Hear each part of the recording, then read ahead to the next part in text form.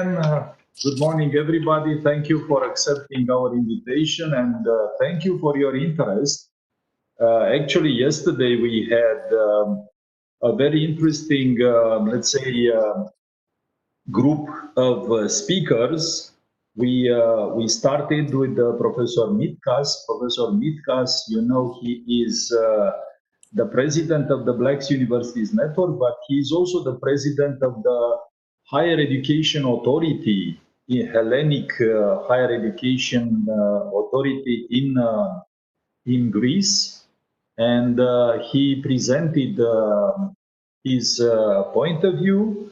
We had Mr. Asaf Agiev, the Secretary General of the Parliamentary Assembly of the Black Sea Economic Cooperation, who made a sort of summary of what kind of activities are under development at PAPSEC.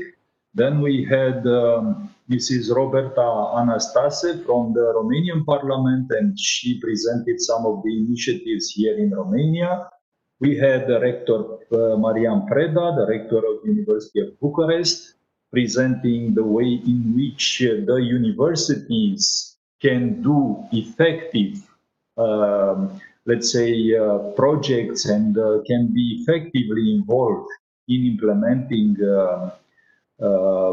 let's call them cohesive type of actions.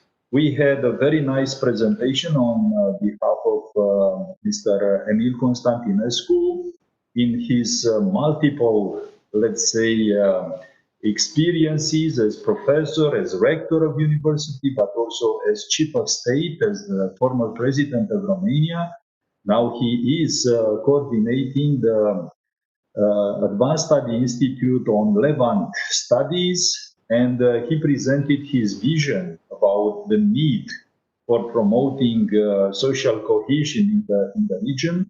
We had Mr. Laszlo Borbeli presenting aspects related to sustainable development and the aspects of implementing the sustainable development goals. Professor Sharvashidze, the rector of Tbilisi State University, put an emphasis on technology and the possibilities of management to solve different type of situations, as it was the case of this crisis, the COVID-19 crisis. And then we had Ambassador Christides with a speech that was actually a warning speech. He presented his point of view regarding the situation in the Black Sea region from his personal point of view. And he pointed out on what he is thinking that there are the problems. And the problems that Ambassador Christides highlighted, he said that there is a huge problem in almost in all region, the fact that the credibility of the leaders is at the very low level, and there is a need for having leaders that could give trust to the communities. It is a fundamental need to build on trust and to forget about double language, so to not use one language in some places and another language in other places, and finally to not promote hate, to not promote, let's say, conflictual or confrontation type of ideas.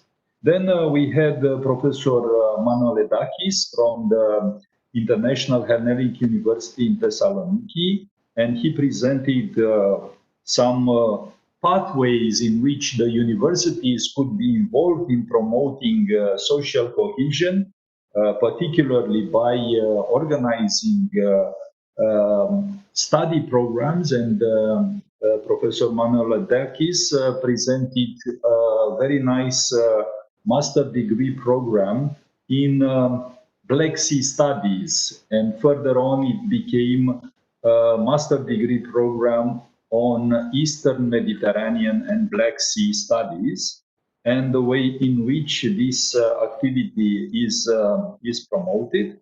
And finally, we had Mr. Antal, Istvan János Antal, the member of the parliament in Romania, representing the minority of Hungarians in Romania.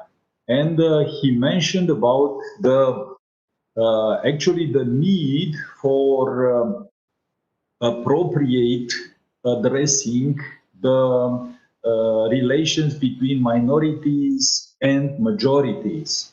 So in southeast region of Romania, there are almost 18 minorities, ethnic minorities, and Mr. Antal mentioned about the fact that from one side, Romania ratified the international laws, for instance, the Charter for Regional and Minority Languages, but further, these, let's say, kind of regulations, they have to be also implemented. And the problem is that many of these minorities, they are not able to preserve their identity uh, by themselves. They should be some sort of support on behalf of the majority, like appropriate organization of the mother tongue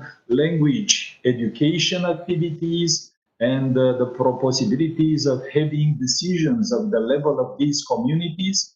And this is also very important for the majority. So it is a fundamental need to reconsider this relation between majority and minority. The majority population in a community have to understand the value of the minority ethnic groups and has to support this.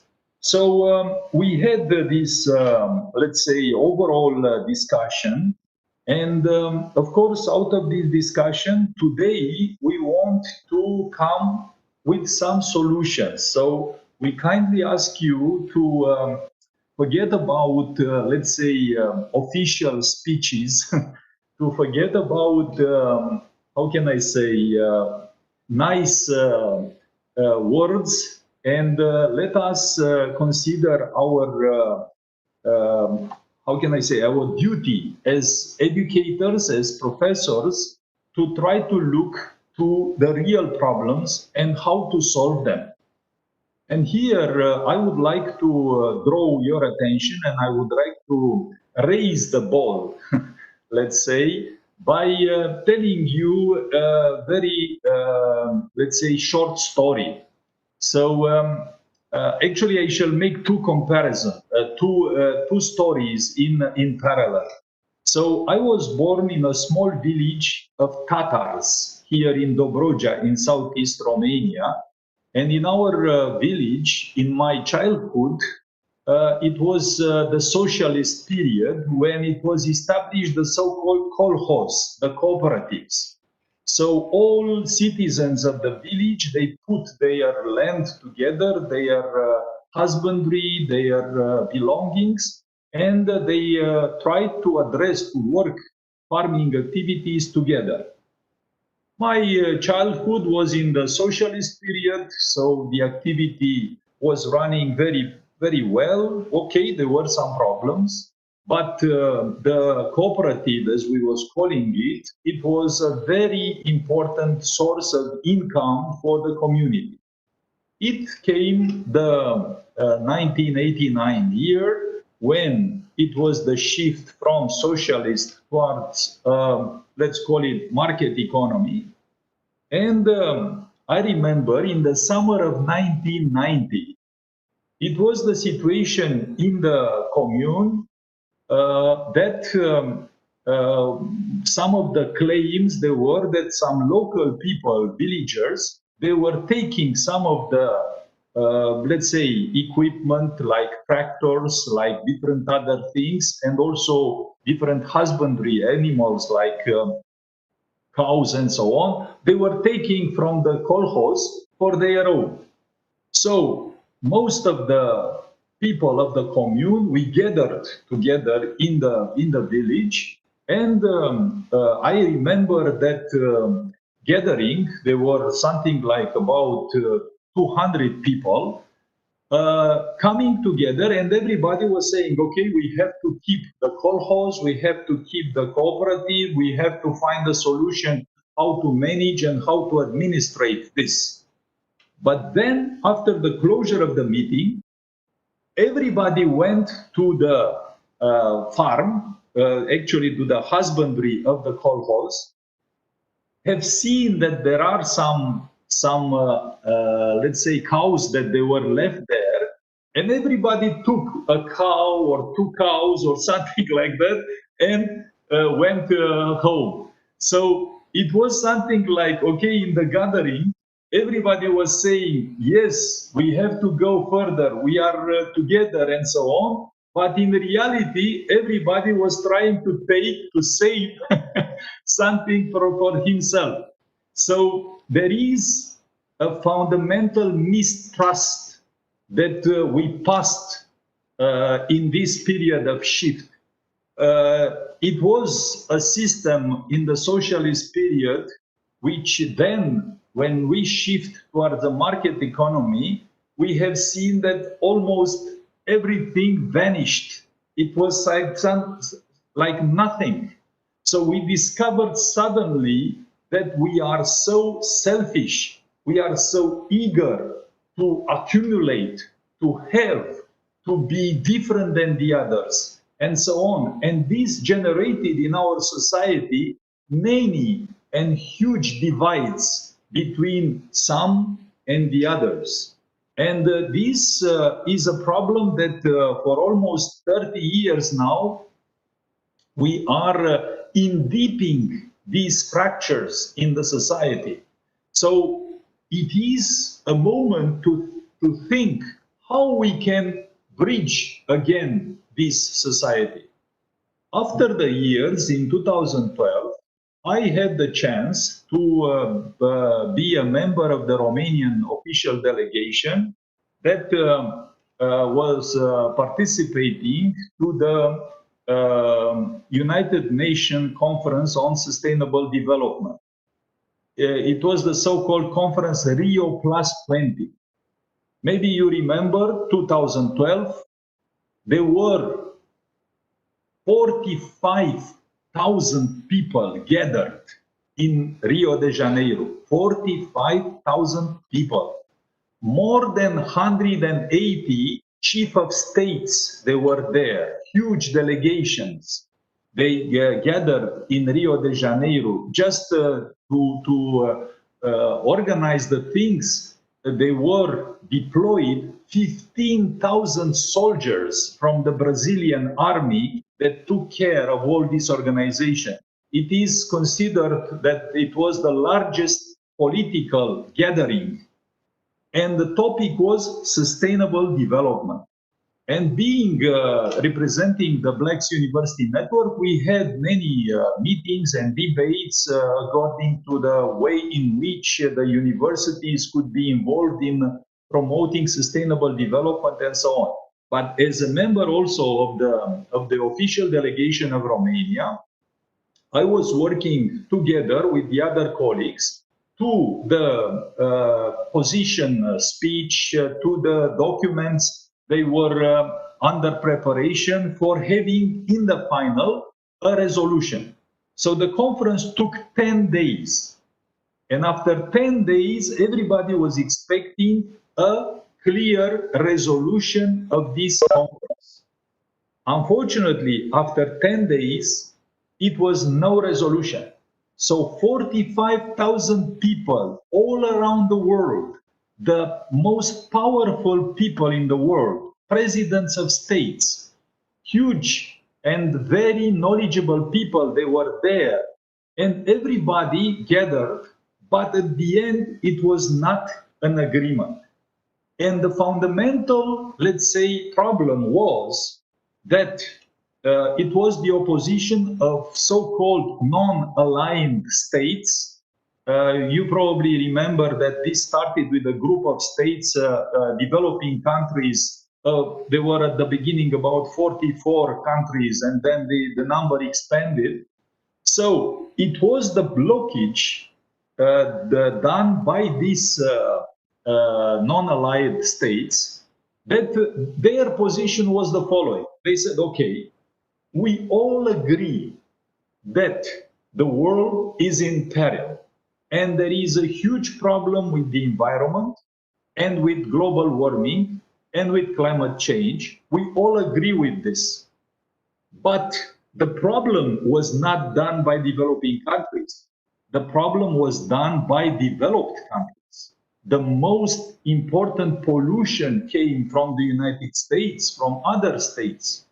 Now, the developed countries, invested in new technologies like power, solar PV, wind energy, and so on. You have your facilities to manufacture this, and you are imposing us to take these technologies, to buy from them, and in this way to become more dependent on your technologies. So the divide between developed and developing countries in this way is going to be bigger than to bridge it. So the position of the non-aligned countries, it was that, okay, the developed countries, they have to take responsibility and they have to deploy their technologies in a way to make it affordable for the developing countries. It was not the possibility to make a conciliation on this issue. So 45,000 people, we've been there in Rio 10 days, and we came back with no result.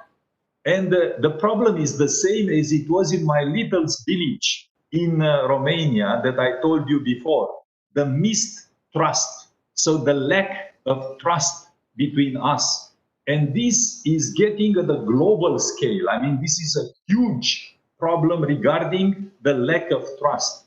So in order to address this problem that we are facing not only at the world scale, but we are facing it every day in our countries, in our region. There is a problem between the different countries that we have here, and so on. And recently, the hot topic that it is in the Middle East, the signature of this famous historical agreement between Israel and the Arab Emirates, and so on. So everywhere we have the same problem. The question is, we as educators, as professors of the university, as researchers, what kind of solutions can we propose in order to bridge this mistrust? Of course, we can say that the whole way of thinking of the civilized modern world is based on dividing.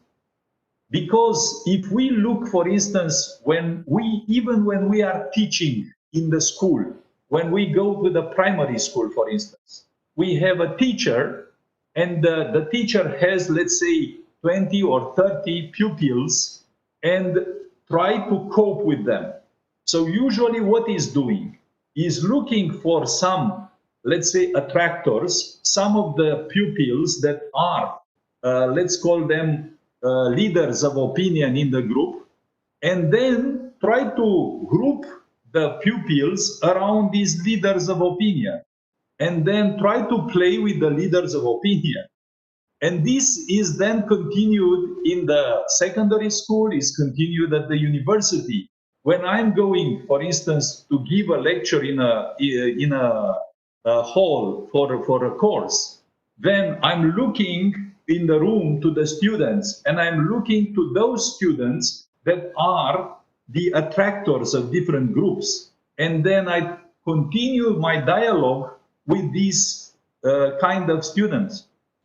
So from the beginning, the whole process in the society is to generate different types of differences of, let's call them potential within the group, and we try to develop the processes in the way in which we are able to control it, to keep it in hand, to govern it. So in this way, we are arriving to different situations where there are this kind of confrontative or this kind of, let's call it, conflictual type of situations. The question is that proper? Okay, is proper as far as there are some rules. And we are arriving to this point to set up the rules. And then we are starting a new discussion. What kind of rules? Who is going to set the rules? Who is going to accept? Why to accept? And so on. So, from my opinion, and this is just an opening of the discussion today, is that the problem of bridging the societies, the problem of promoting cohesion, should start from reconsidering the way in which we are making education in our home, in our schools, in our universities. We have to try to find out a new way of bringing together the students, to put them to learn clustering, grouping together, coming together, and to understand that being the best in a group of students means nothing at the end. Being the best for the group itself, it is the most important. So to try to find a way of integrative thinking, a way of finding your place in the team, a way of listening the others, a way of respecting the others.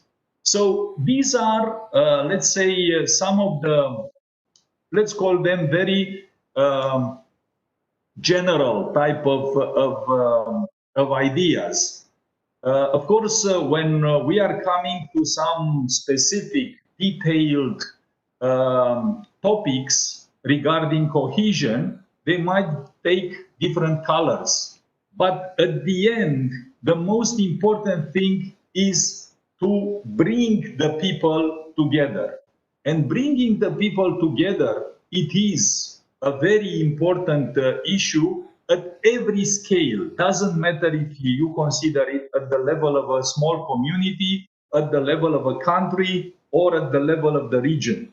So everything should start from the way in which we are considering this activity of, let's call them, way of behaving and way of thinking. So I don't know if I took it too long, but I'm ready just for a few minutes. If there is somebody who wants to comment on these ideas, please raise your hand.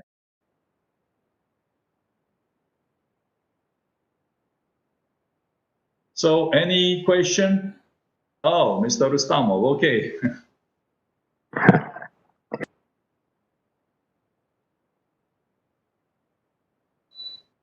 Just 1 second. Yeah. Now we can hear you. Hello, morning.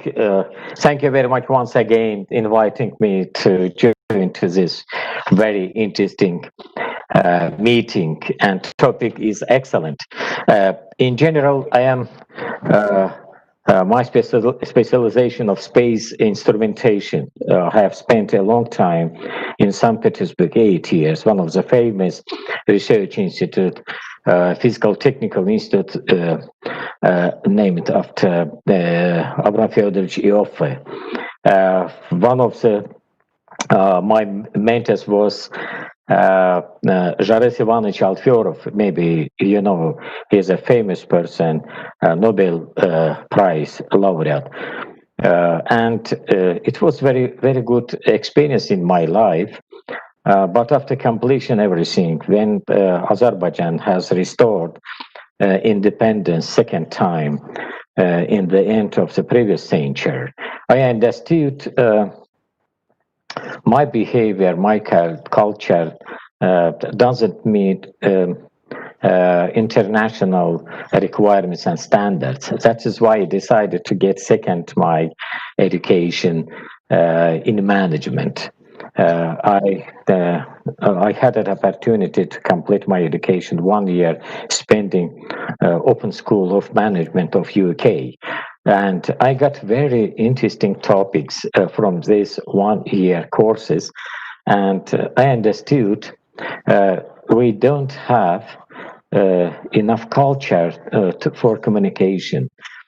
We don't have listening each other because it was a Soviet style, the working style, the Soviet system. It was absolutely different when it was in open countries like in Western countries. We should say openly. Thank you very much, Mr. Rustamov. We shall come back. Thank you for this point. The problem is about communication and about listening. I have seen that Professor Belikov, the rector from Zaporozhye Technical University, is also with us. Professor Belikov would like to say a few words.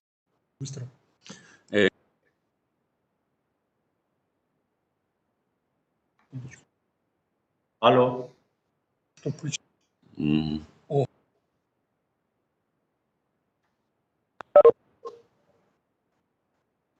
Hello. Hello. Now we can hear you. Okay, thank you. So I'm really glad to see you all. I apologize for not being present yesterday because we have a district trade union conference of workers in science and engineering, and we elected a new staff of trade union. I can join you. I have listened your speech, perfect speech, by the way, as always, I must say, and that's why I support this. That's very interesting outlook you expressed. For Zaporozhye, we are in a green zone of COVID. That's why we started our lectures and we have combined regime now for education, that we have possibility for online if it's well organized, or it's possible to invite our students to auditorium, and I hope that we can proceed in this combined regime. So really I greet you all and join you. Thank you. Thank you very much, Professor Belikov. Once again, when it will be the event in November? 19th of November, the day of official celebration on 120th anniversary of our university. Now the new name of it is National University Zaporizhzhia Polytechnics. This celebration was approved by our parliament, Verkhovna Rada of Ukraine. That's why it is to be celebrated on this state level. Still, we are not sure that the situation will be better or worse, but still I hope that it will be possible to invite guests and to greet our guests in November in Zaporozhye. Thank you very much. We are also planning a conference on that occasion, and we have to start the announcements for the conference that might be organized in a hybrid way, in a, let's say, online and physical participation. Okay, thank you. Thank you. So now we are inviting Professor Sidorenko, the Vice Rector, the Prime Vice Rector of Igor Sikorsky National Technical University of Ukraine. Professor Sidorenko, he is a researcher and an expert in the field of material sciences, particularly metallurgy, and besides of that, he also built up a school in Kiev in this field. So, Professor Sidorenko, you have the microphone. Thank you. Thank you. Dear colleagues, dear participants of the Conference on Social Cohesion in Black Sea region, whose topic is an area of creativity on development projects at different scales of the society. Allow me to thank for your attention to KPI and invitation to participation in this conference. We would like to lead our joint work these days to a new stage of cooperation among our universities, to new arrangements for further mutual participation in new projects, particularly in Erasmus Plus and other international mobility grant programs, which are, as we think, many mechanisms for a formation of social cohesion. In our presentation, I would like to invite partner universities to share experience to involve stakeholders in international grant programs for leadership skills. And that first of all, I would like to explain for what and for whom is this necessary in Ukraine. It is very important for our country and for KPI particularly to form new generation of young scientists and teachers who have already been educated on principles of global European thinking. We would like to increase our young people's participation in international leadership training programs for the future of Ukraine. People of new European mentality, new ambitions, armed not only with knowledge in specific technical spheres, but also with specific skills in democratic and economic transformations and public administration. These skills are important for future governing elite of Ukraine. This vision may be spread to both of community of Black Sea countries and universities, and it may also elaborate upon the theme of our conference, social cohesion. We see the development of such leadership skills through participation in appropriate international grant programs.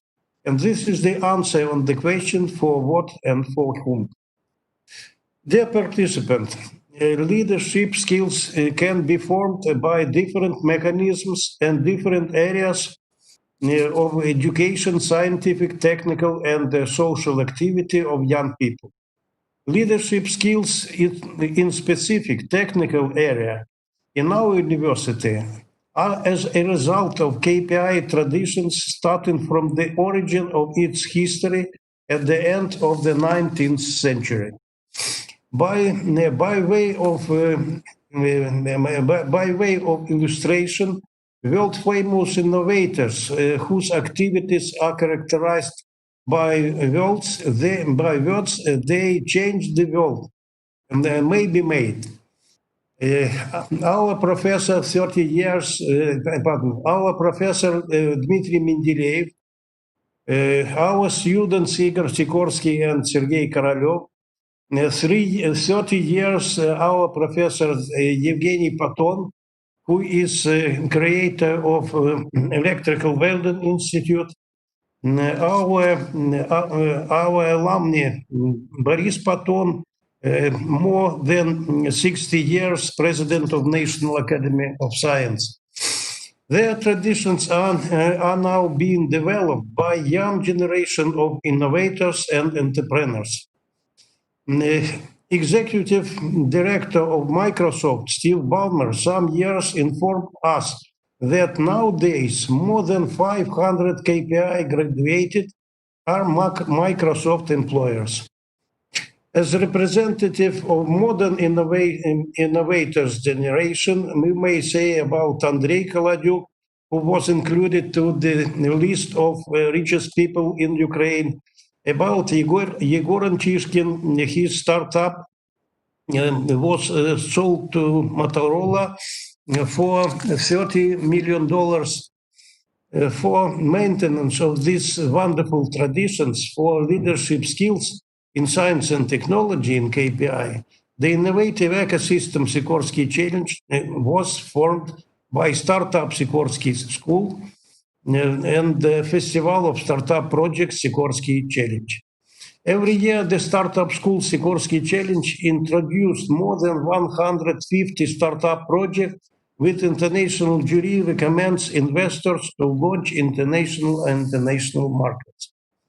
We consider the innovative ecosystem Sikorsky Challenge a strong mechanism for leadership skills thinking.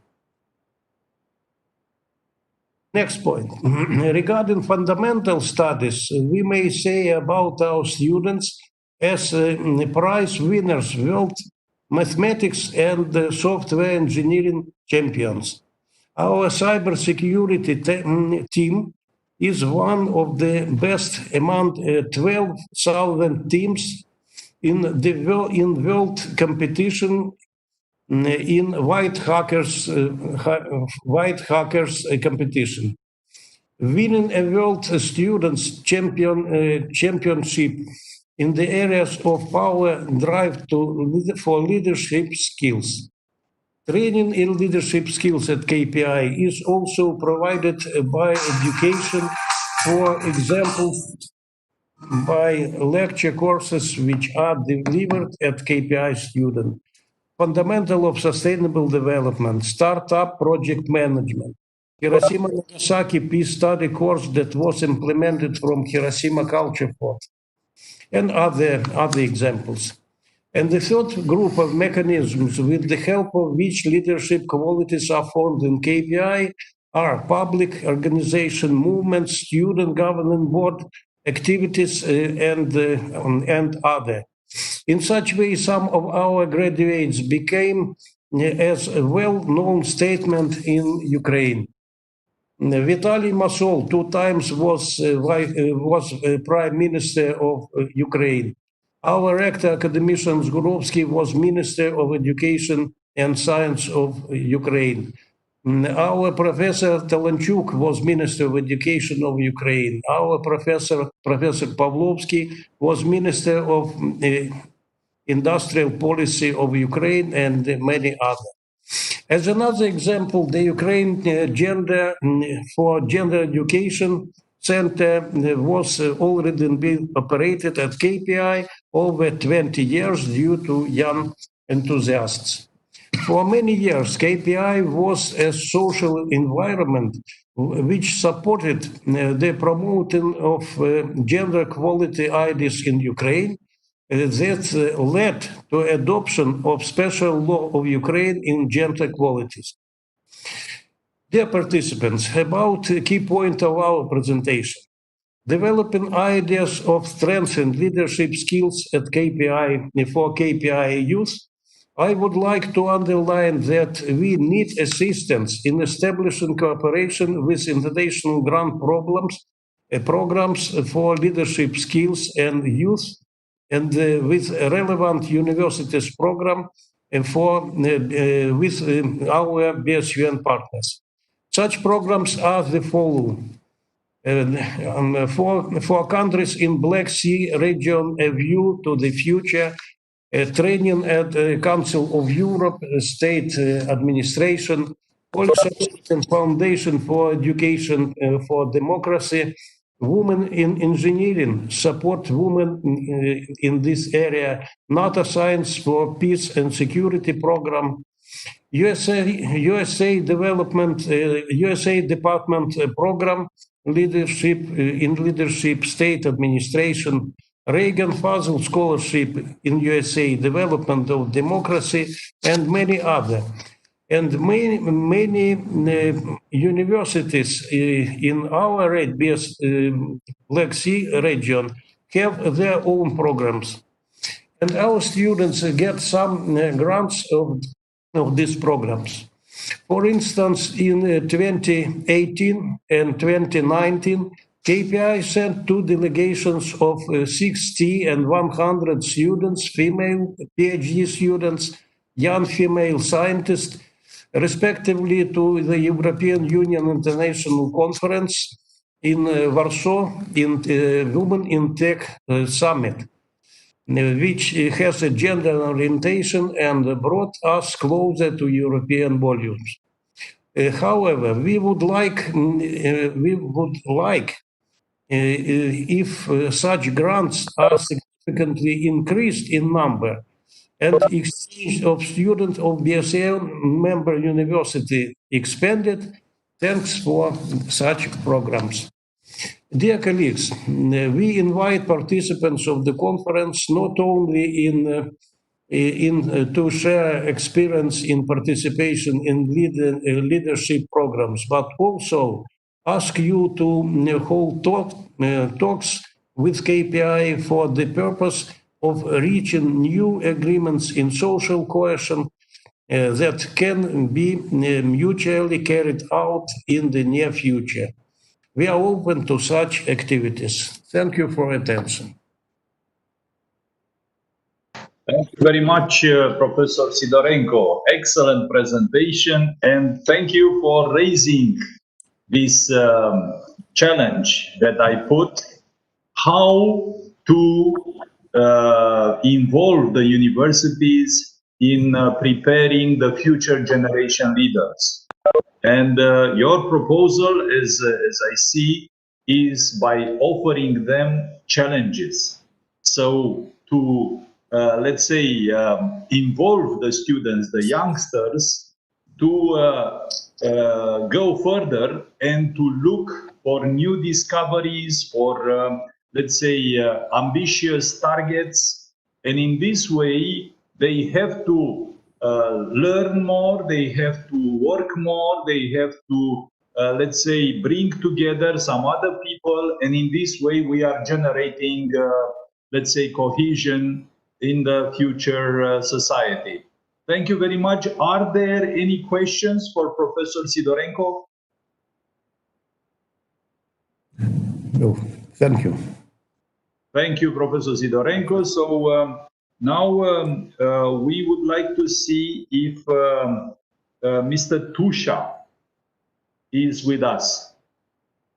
Domnul Tusha, sunteți cumva online? Okay, Mr. Tusha is not here now. I wanted to see also if Mrs. Malina Voicu, if she is also online.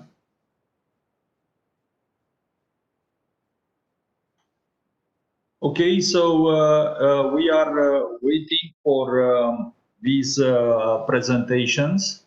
Mrs. Brenda, Donna Brenda. Yes, can you hear me? Yes, so we can hear you. Would you be so kind to accept to shift your presentation for now, because at the moment we are waiting for two of the lecturers. Okay. And meanwhile, we can offer you the possibility to start early. Thank you very much for this opportunity. If I may, yesterday, during the presentation of President Constantinescu, there was a film that was being projected. We can open it, yes. Can you open it, or do you want me to open it? No, we can open it from here. Just give me a few minutes to find it. Please do, because the presentation that I want to deliver is going to be a very brief one, but it's somehow connected to the film that it was. We are now immediately running it. Okay.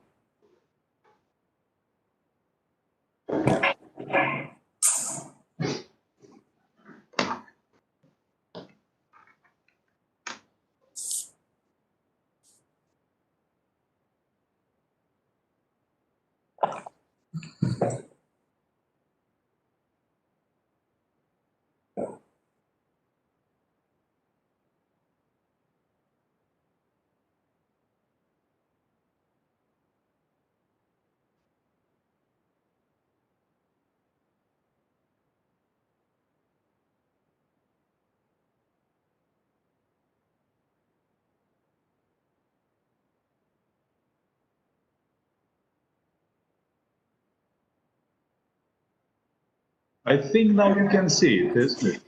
Not yet. You are sharing the content, but the screen is blank. Okay, now it's starting.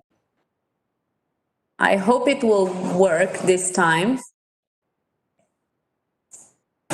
Okay.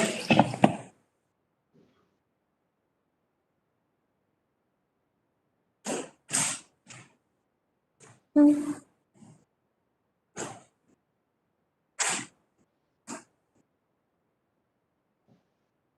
you see it? Yes, yes, I can see it. I can see it. Okay. Okay. Uh, So please proceed. Yeah. Okay, so we will share the video with all of you so that you can have a better look at it, because from my perspective right now it's slowly moving. The images are slowly moving, but I guess this is the WebEx doing. So these things happen. Thank you for the floor. And while you are looking at the images, ladies and gentlemen, I would like to talk to you about Dobroja, because we at the Institute, we are working on several sub-projects connected to a larger project which is entitled Dobroja, Witness of the Millennial Civilizations of the Levant. And from our perspective at the Institute, Dobroja is, as you can see in the movie, a truly special land, but also an example on how to build social cohesion, which is the topic of this present conference. And the aim of my presentation is to investigate the path that Dobroja took from multiculturality to interculturality, which made it into a successful model for social cohesion. And as Professor Eden Mahmoud said, in the end of the presentation, I will propose a model, an intercultural model, a model of intercultural education that could be applied to build social cohesion in the Black Sea area, focusing and starting from the example of Dobroja. First of all, I will go briefly into two definitions, that of multiculturality and that of interculturality, to clear the view on why Dobroja is such a successful example. So multiculturality focuses on the existence of multiple cultures in one area.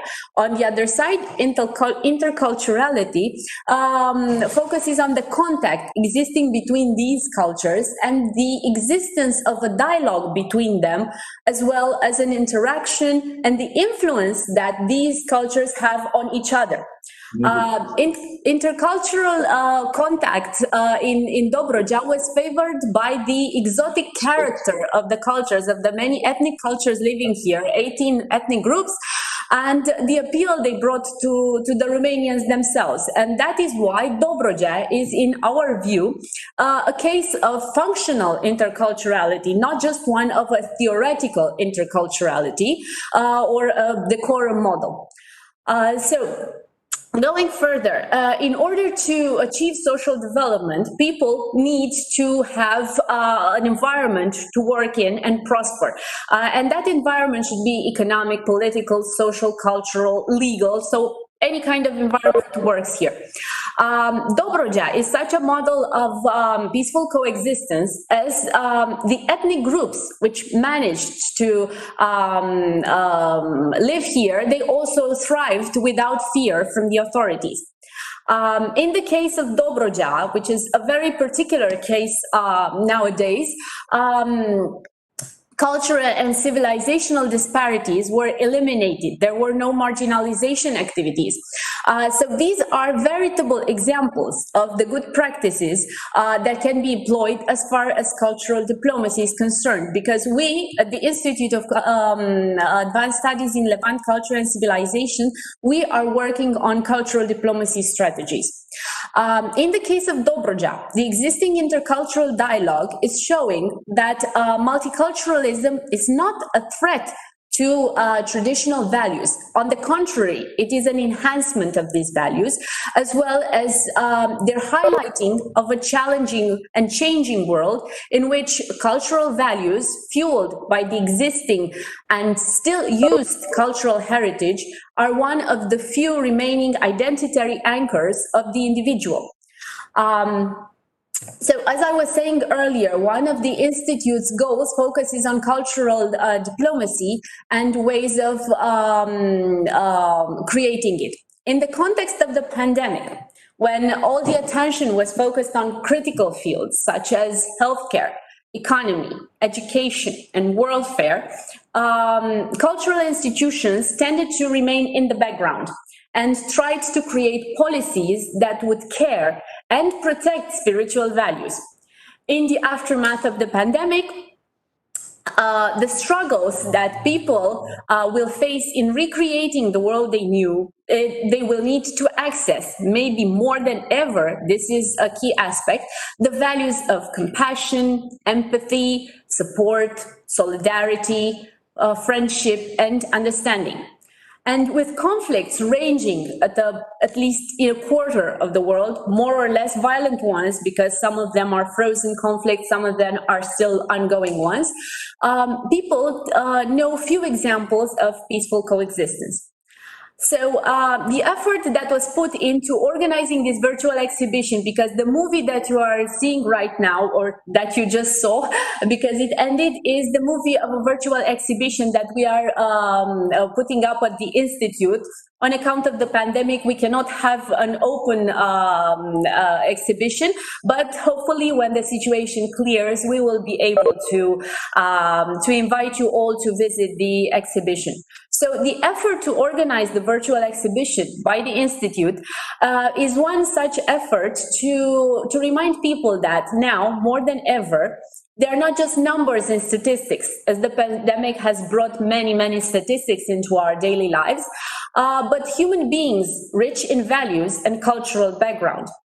When working on the exhibition, the idea of social cohesion came to my mind neat and nicely from a picture, which is also featured in the exhibition, is a picture of the minaret of the great mosque of Constanța, joined against the blue sky by the spires of the Orthodox Church and the high tower of the Catholic Church of the same city.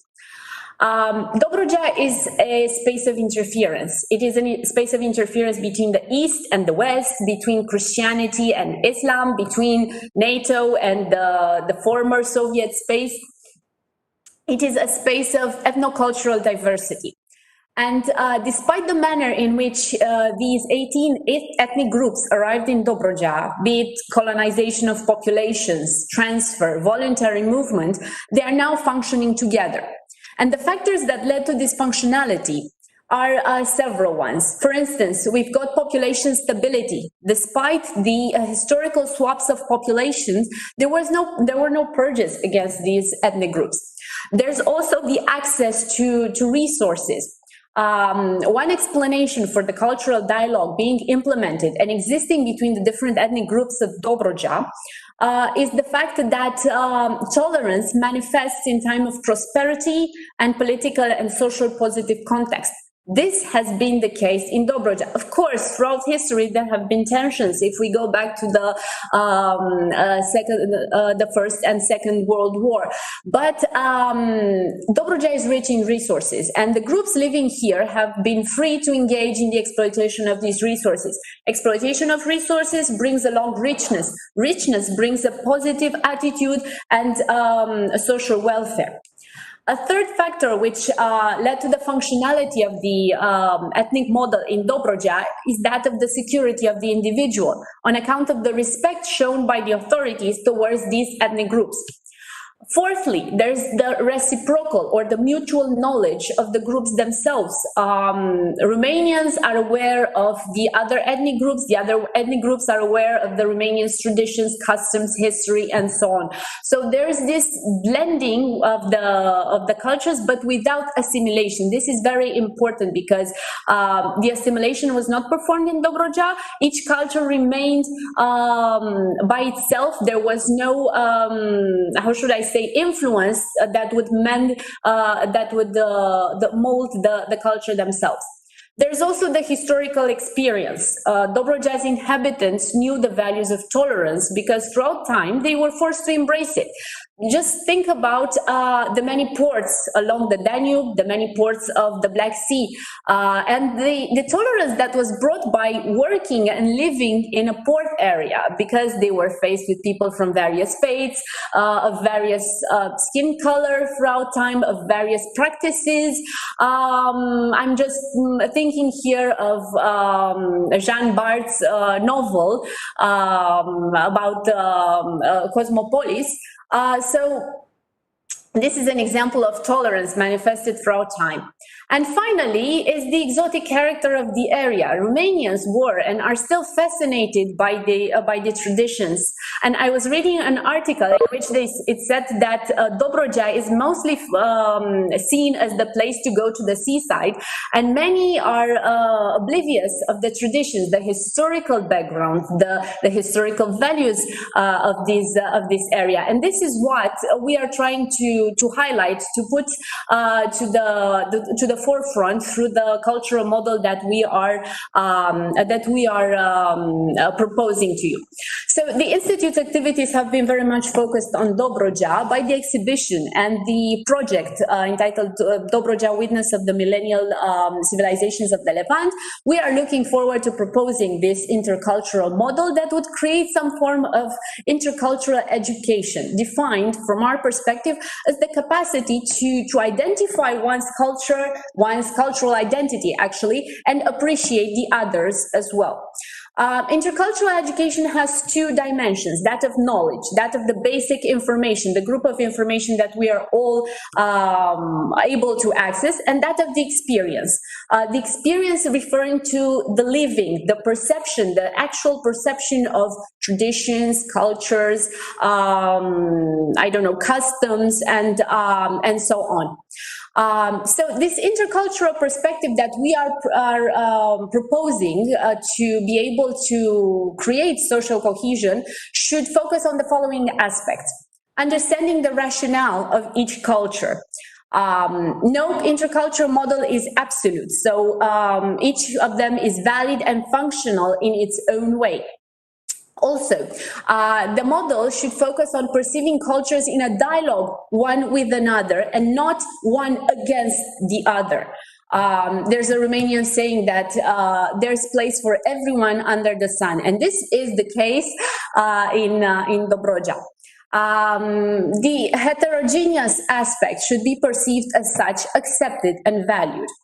And a key important aspect in this intercultural model that we are proposing is that of acknowledging misunderstandings and conflicts. It is here that I would like to refer to the functional differences existing between the ethnic cultures, which should not differentiate, but rather bring together the particular touch of each and every culture. Of course, we are all different. People are different one from the other.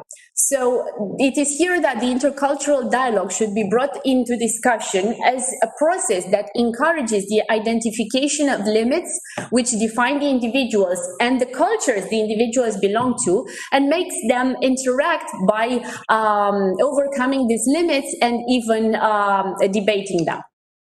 So, as I saw in the concept of this conference, in the Black Sea region, there are many tensions, there are many critical issues going on, there are many asymmetric risks at the same time. And that is why the orientation of the discussion should be from problems to solution, identifying solutions. As a result, we propose that Dobrogea serve as an example of an intercultural model that could be emulated to other spaces and create social cohesion.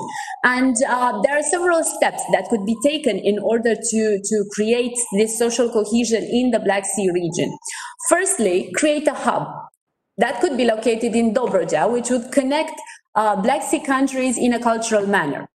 Secondly, one needs to engage cultural institutions, create a network by these cultural institutions, as well as involve local administrations and universities. Thirdly, there is the need to create a common strategy for the promotion of cultural heritage. And what is particular in the case of Dobrogea is the fact that this cultural heritage is not just a static one. Okay, we are visiting the mosques, we can visit them, but they are still used by the ethnic groups living there. This is the same for the churches, the gathering places of worship of the other ethnic groups. Also, the museums, the cultural houses and the cultural spaces, they're not just places that you can visit on a Sunday when you have some free time. They are still used, which means an enrichment of their cultural potential.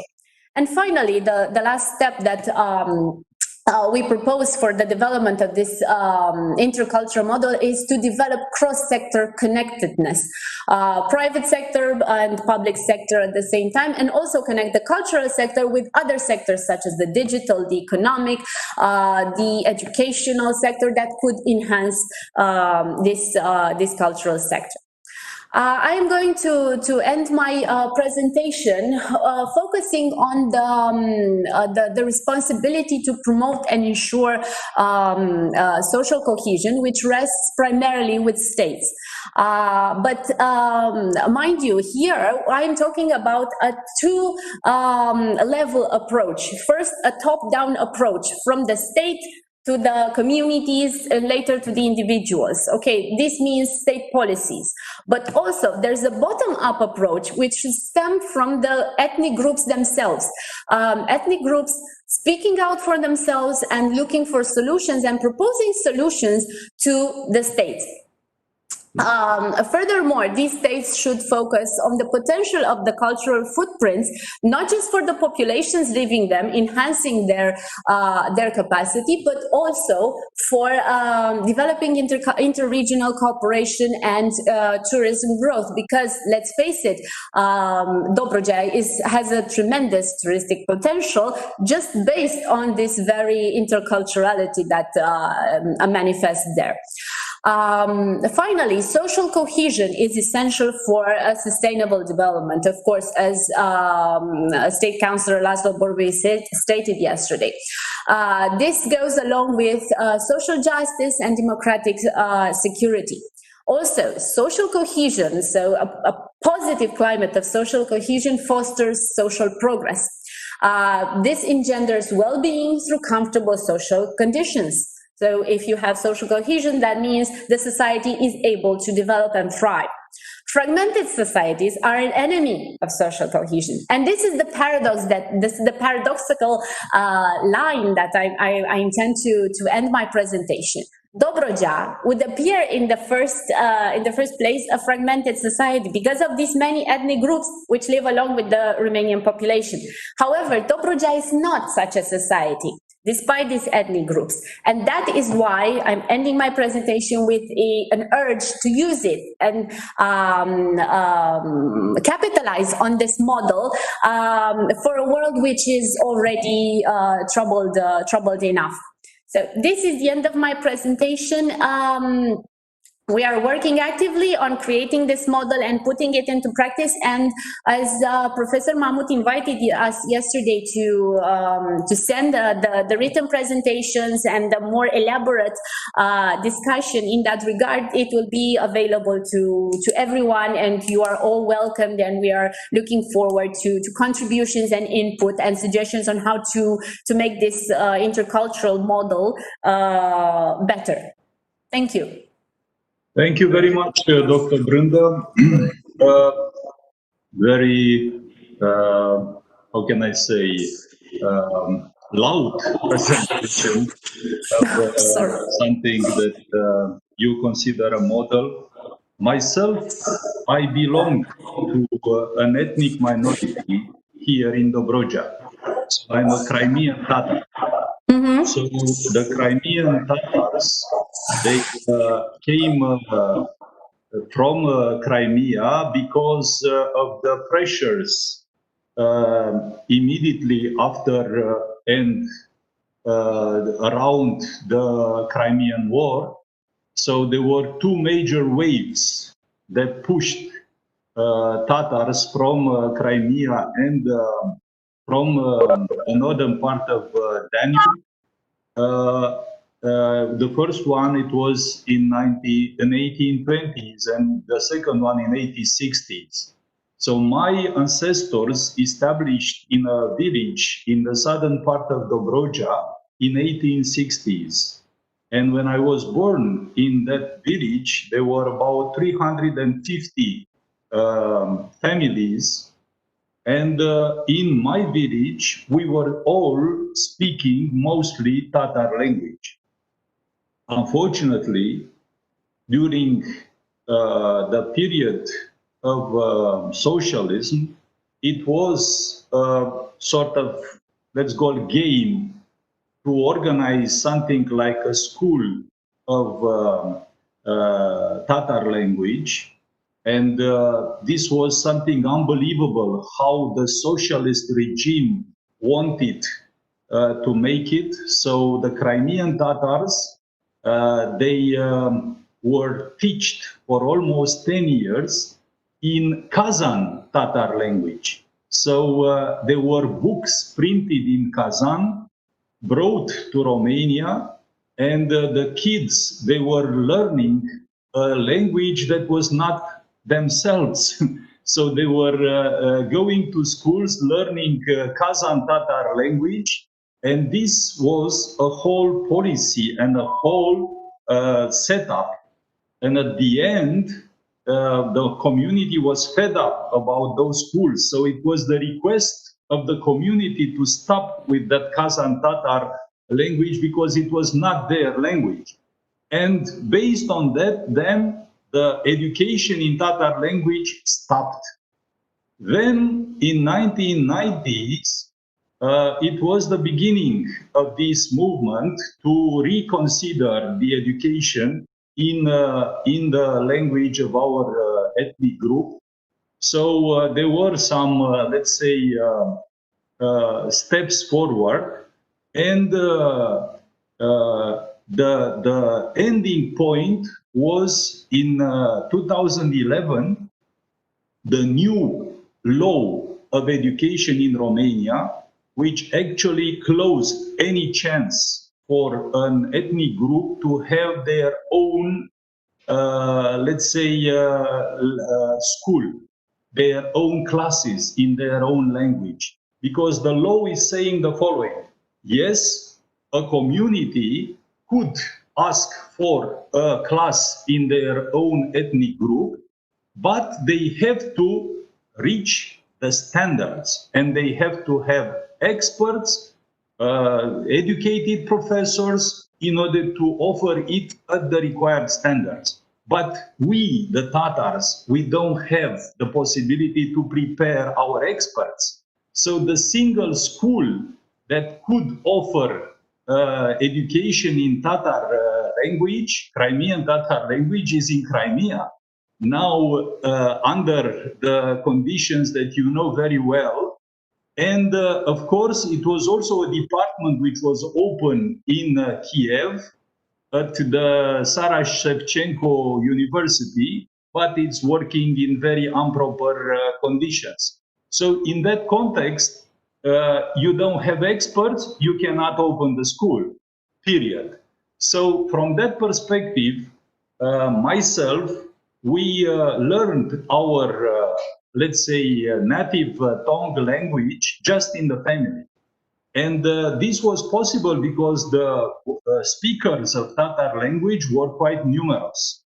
Unfortunately, the number dropped. And at present, because there is no education in Tatar language, the number of speakers, you can count them on the fingers of a single hand, because you need a lexic, so you need at least about 20,000-30,000 words in order to express yourself in that language. So in my case, I have a nephew, already 2-year-old, and I'm waiting for the second nephew. But just in order to teach our grandson in Tatar language, my son started to look for books, learning for himself in order to teach his son. So it was extremely difficult, and it was something impossible from many aspects, because you cannot find a cohesive system to offer that education. And at one point, we are even questioning ourselves, for instance, discussing with different other members of the community. Some of them, they say, why you should teach your children and grandson Tatar language? That language is not anymore used. You are blocking your kid.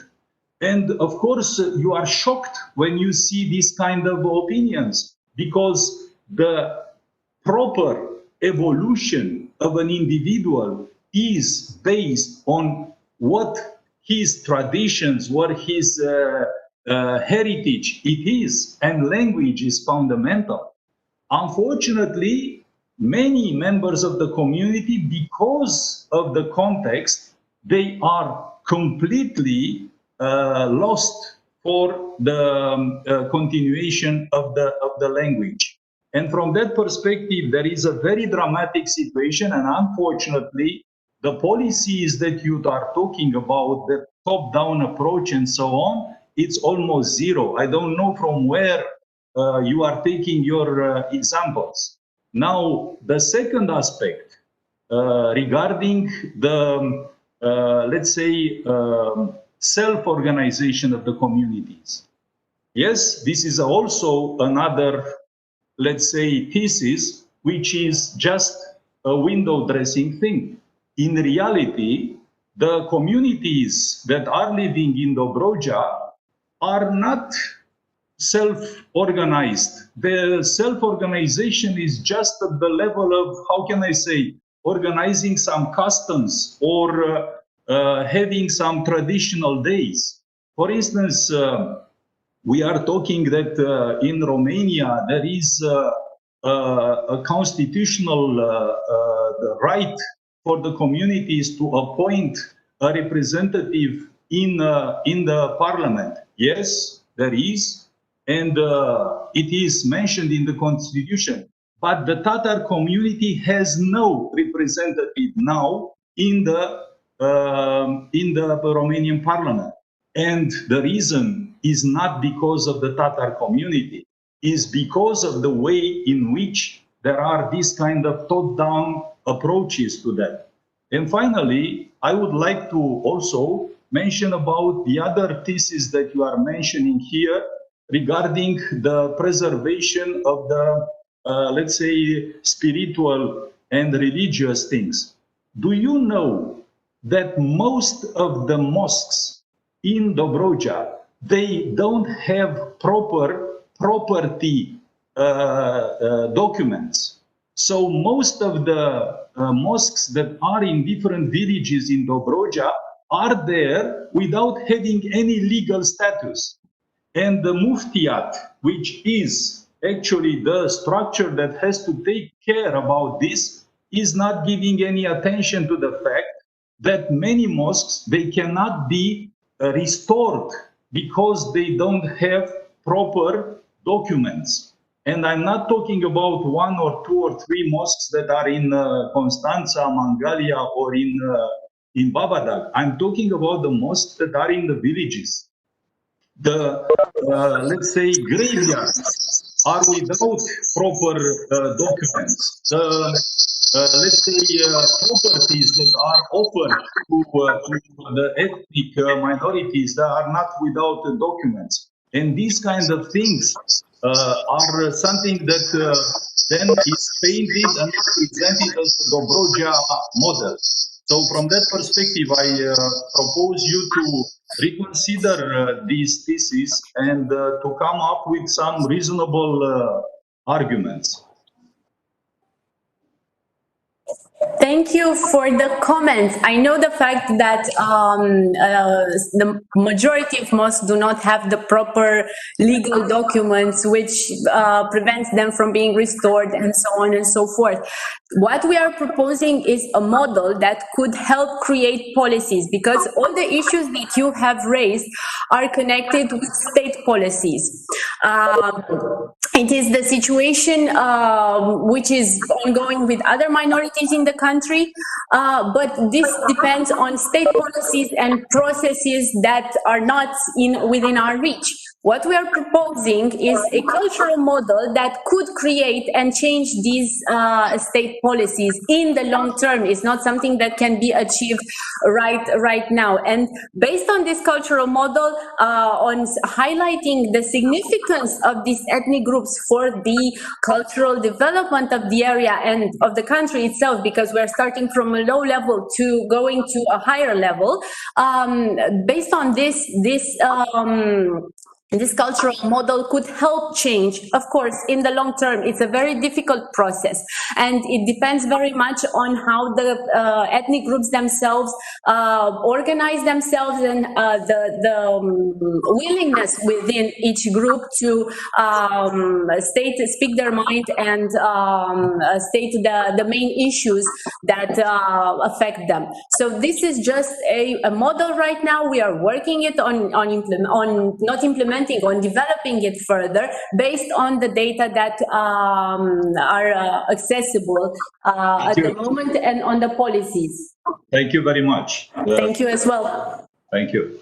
Finally, we have Dr. Ursula Vavrik. Hello, Ursula, how are you? Fine, thank you. Good morning. Good morning. So sorry, because as organizers, we had to warn you about the time difference between Vienna and Eastern European time. But in any case, finally we made it. So thank you for joining us.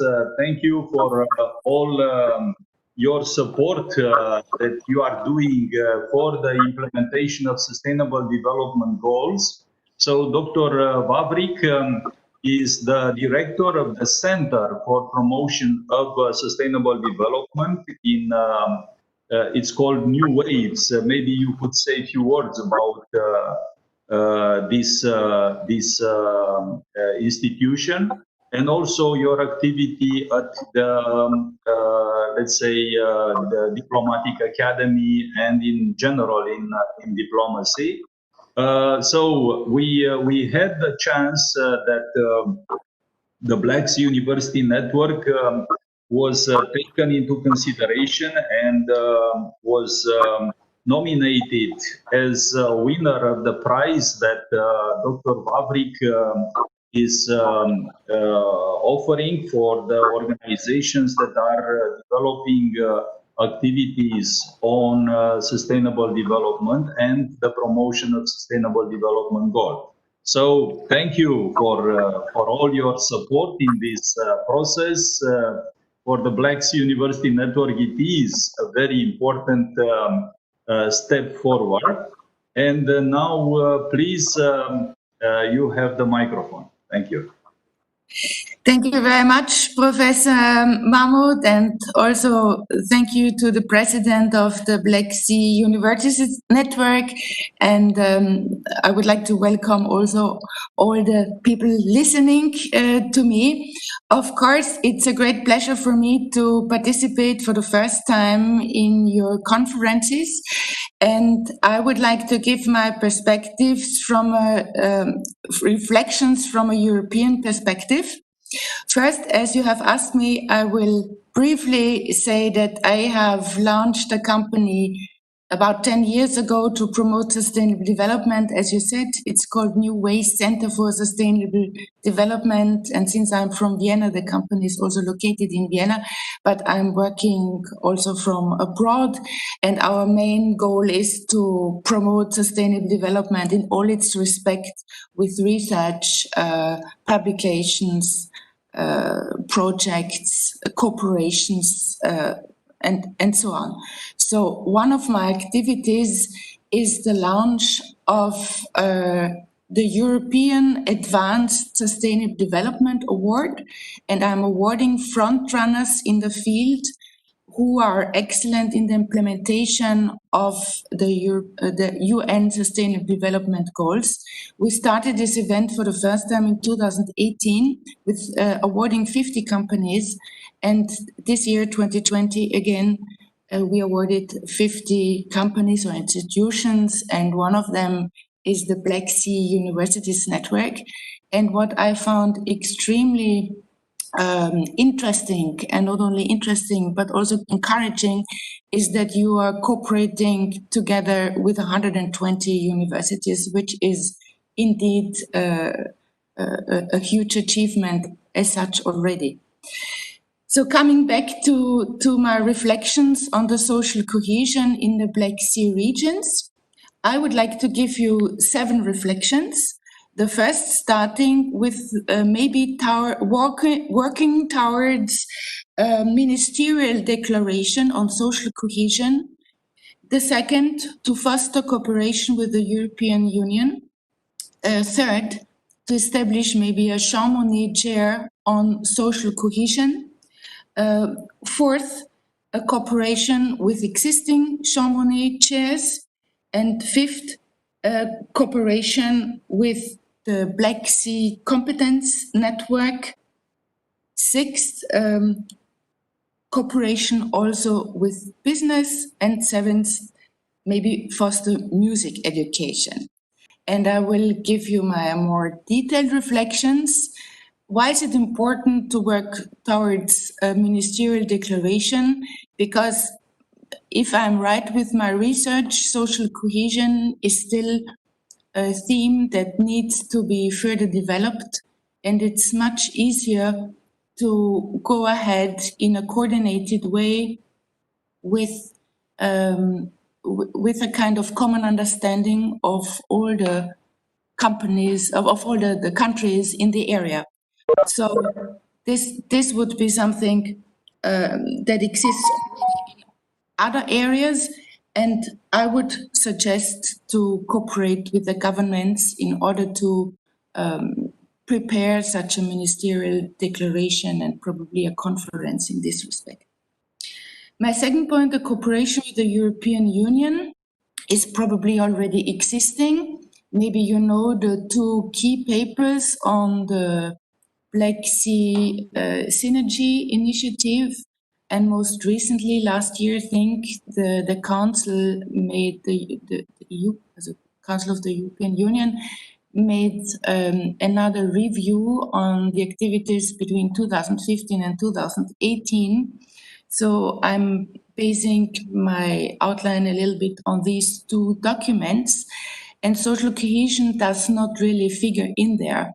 So another suggestion would be to cooperate with the responsible persons from the European Commission and the European External Action Service to include social cohesion as a real chapter in those initiatives, in order to have a better lever for cooperation to whatever extent.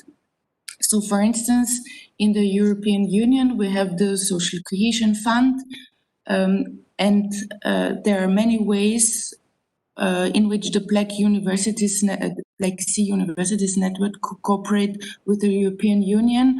For instance, in the area of the Social Cohesion Fund, in the area of the neighborhood policy, also maybe in one of the accession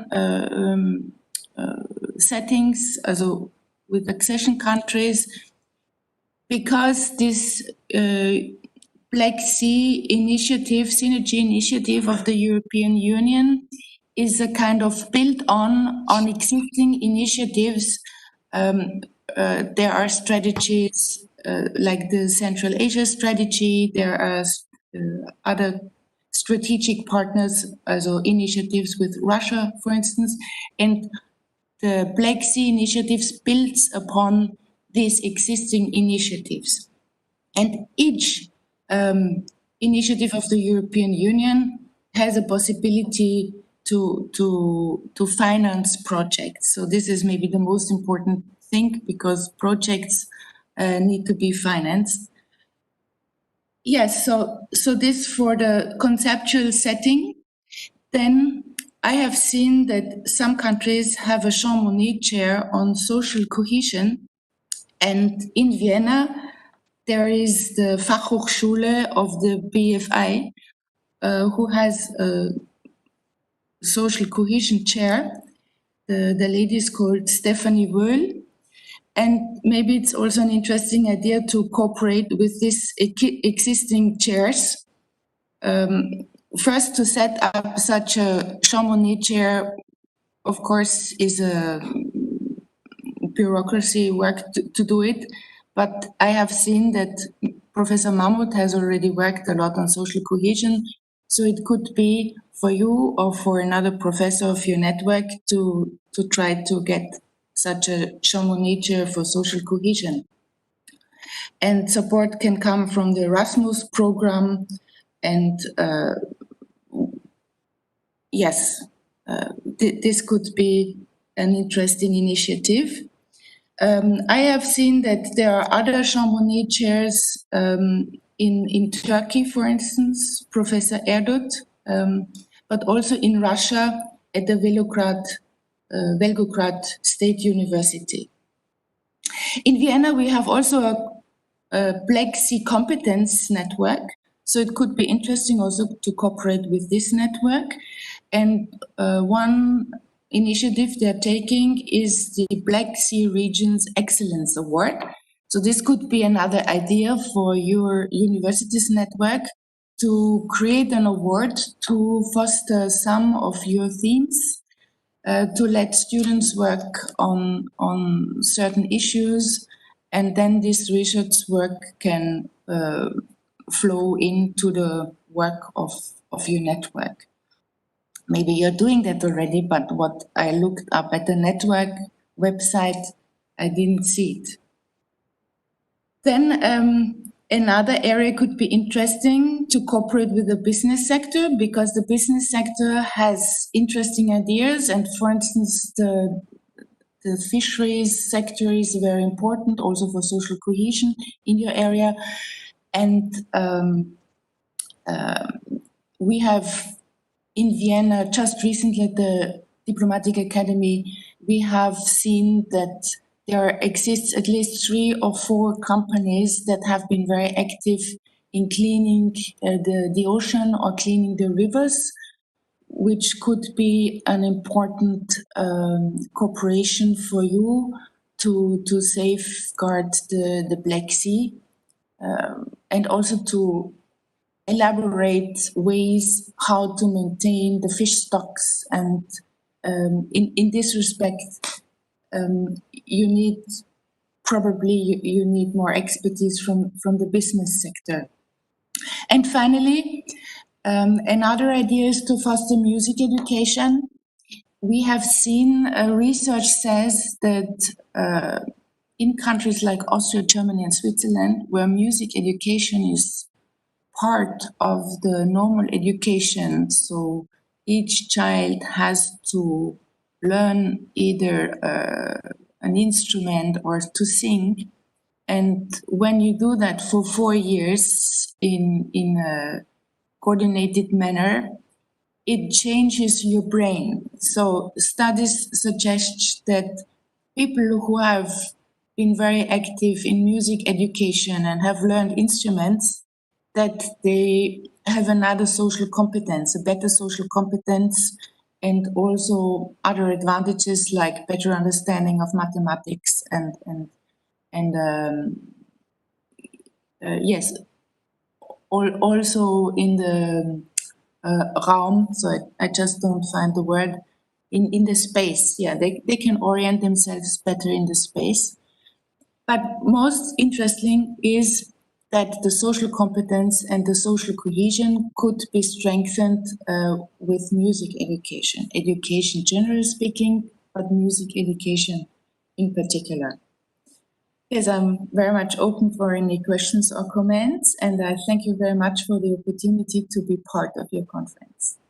Thank you very much. Very, very nice proposals and ideas. And thank you for all the time that you spent to think about how the Black Sea University could go further.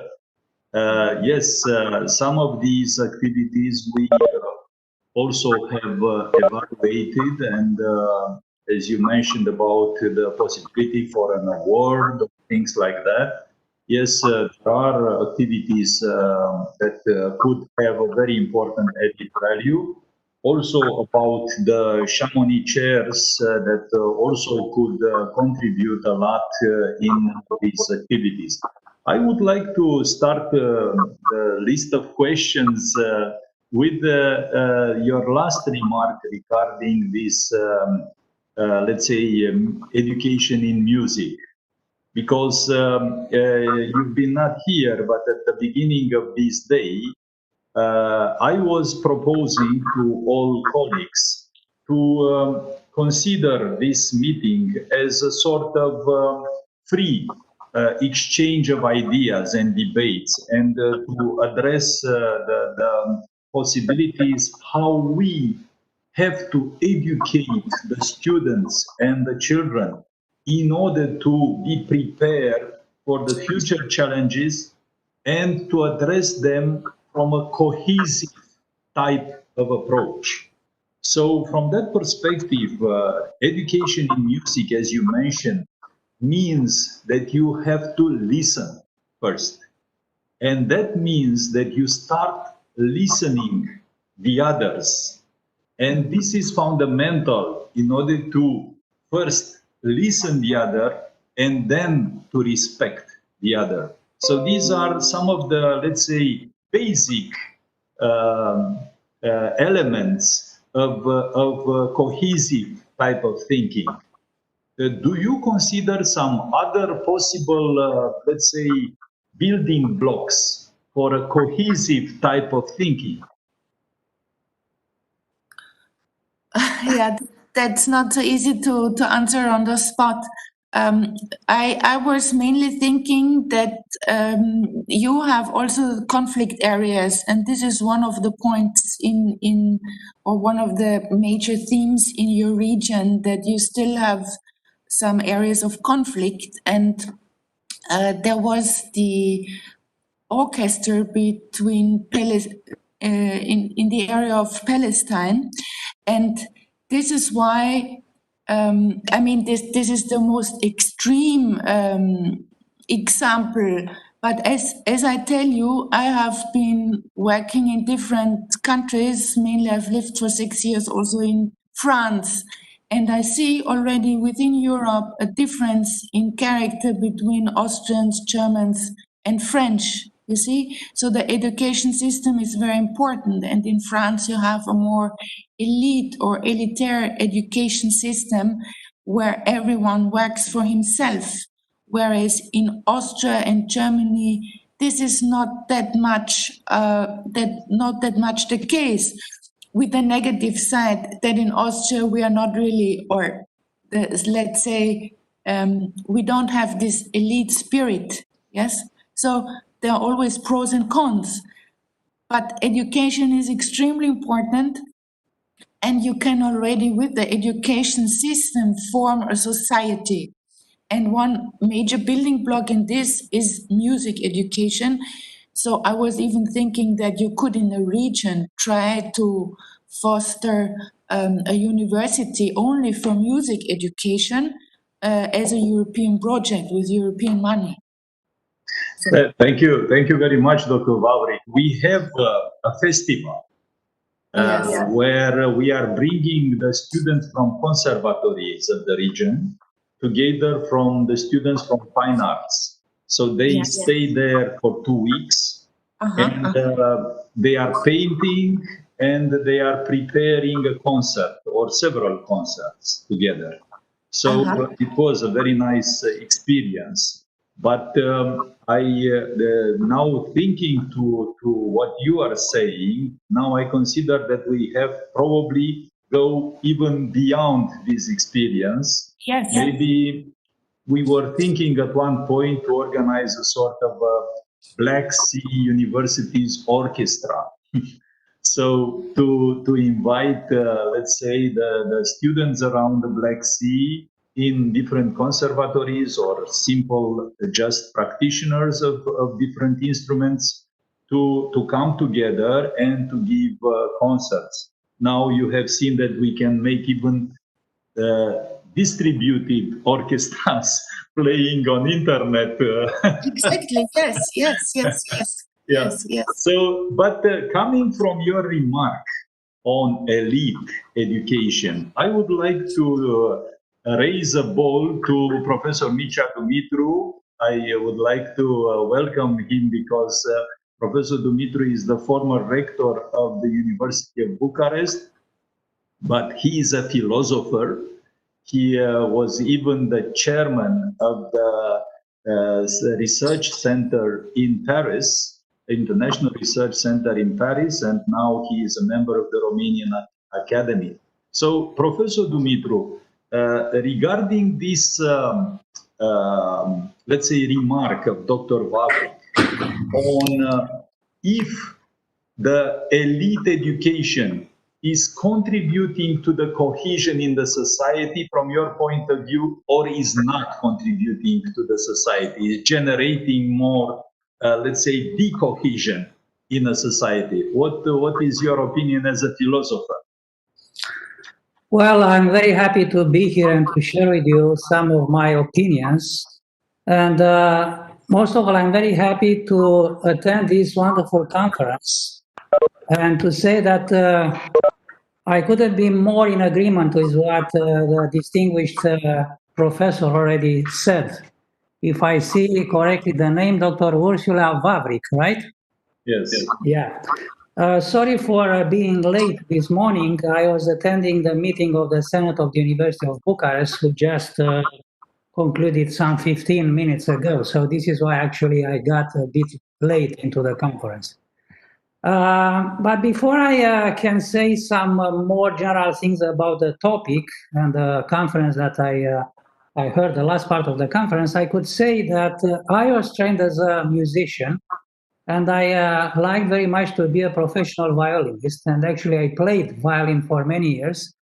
And from my own experience, I can testify that music could play, and actually music plays a major role in transforming, not only informing, in transforming the human personality.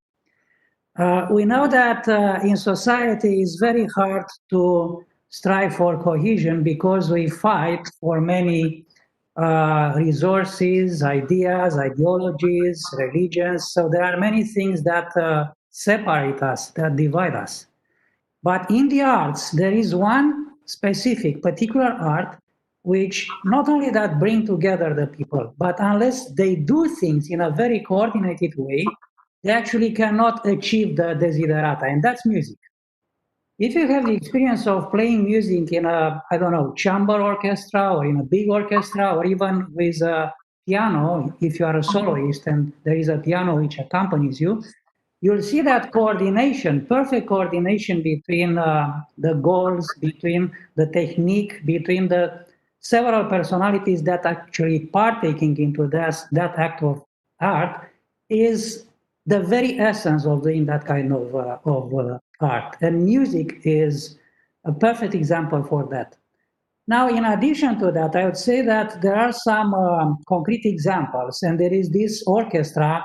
Maybe Dr. Varvik already mentioned that, the East-West Divan Orchestra, which was put together by the famous maestro Daniel Barenboim, who is coming originally from Argentina, and he has a Jewish background, and he had this wonderful idea to bring together young people, young musicians from Israel, from Palestine, from Syria, from the Arab world, and they perform wonderfully music in Jerusalem, in many other places.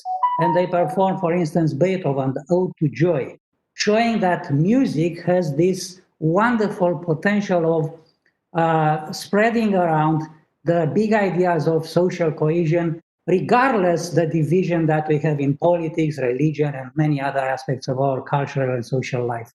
So again, I couldn't be more in agreement with pushing this kind of decision of, I mean, the initiative that you have here in order to support the vision that art could be very important for the role of bringing about the social cohesion. And here in Romania, we have this tradition of having music in a specific university. We have those conservatories.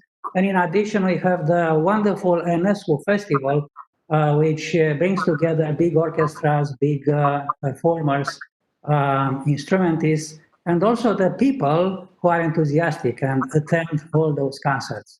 So indeed, music can play a decisive role in strengthening the social cohesion.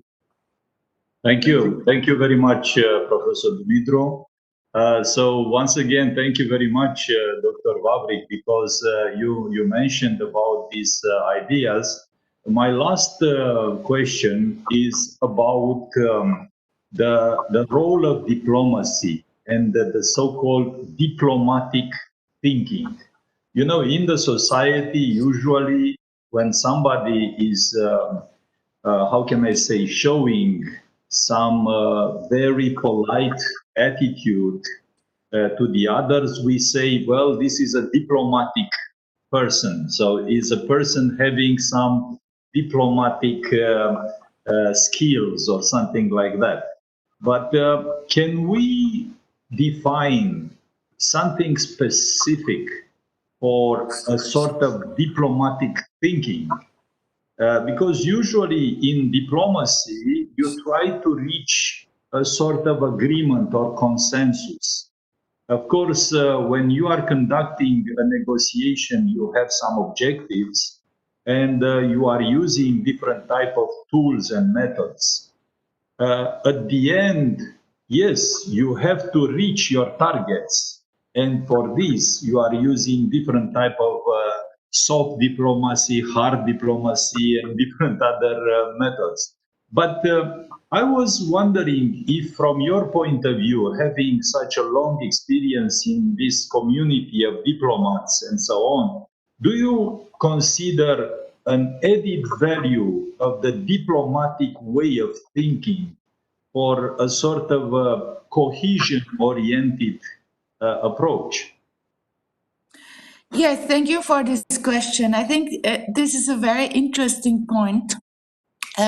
Diplomacy is all about staying in dialogue. So this already is extremely important. And actually, it cannot be more important than for two countries or two people who are not really going on well together. Yes. So, you know, the high diplomacy, Europe keeps dialogue with all the regions in the world, with all the countries in the world, with the better ones or with the not so good ones from every perspective. And I think this is the main issue of diplomacy. And in this respect, I can only agree with you to try to establish a diplomatic way of thinking in the educational system, which means to be open for dialogue and open for compromise. I would summarize it in this sense.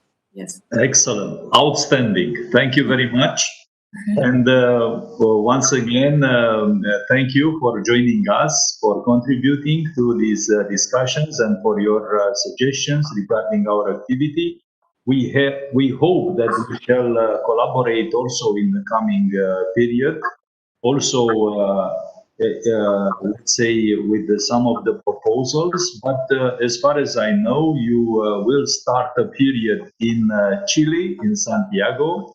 So together with your husband, who is representing Austria at the very high level as the ambassador of Austria to Santiago, the Chile. And I wish you an excellent mandate and very, let's say, interesting experiences and achievements in Chile. Thank you very much. Very kind of you, and of course, it is a pleasure to cooperate with you in the future for another conference or project. I'm much looking forward to that. Thank you very much. Thank you, Dr. Vavrik. Good luck. Thank you. So now I would like to go further with our program, and I would like to invite Professor Karp to take the microphone. So Professor Karp is a professor at the University of Bucharest. Domnul Professor?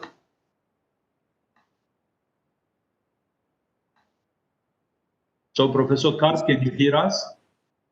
Yes, I can hear you. Can you hear me? Yes, now it's okay. Please. Okay. And now you can see me also.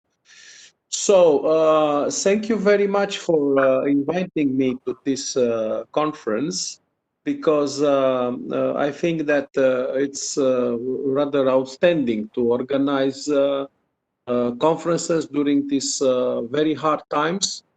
The number of conferences that were organized online decreased in recent months, and that's why I am deeply grateful for inviting me to share my experience in the area of Black Sea studies. So first of all, I represent here an organization that is deeply involved with the issue of minorities. We are called the CESMINT, the Excellence Center for the study of transborder minorities. We are focused on every minority that is living in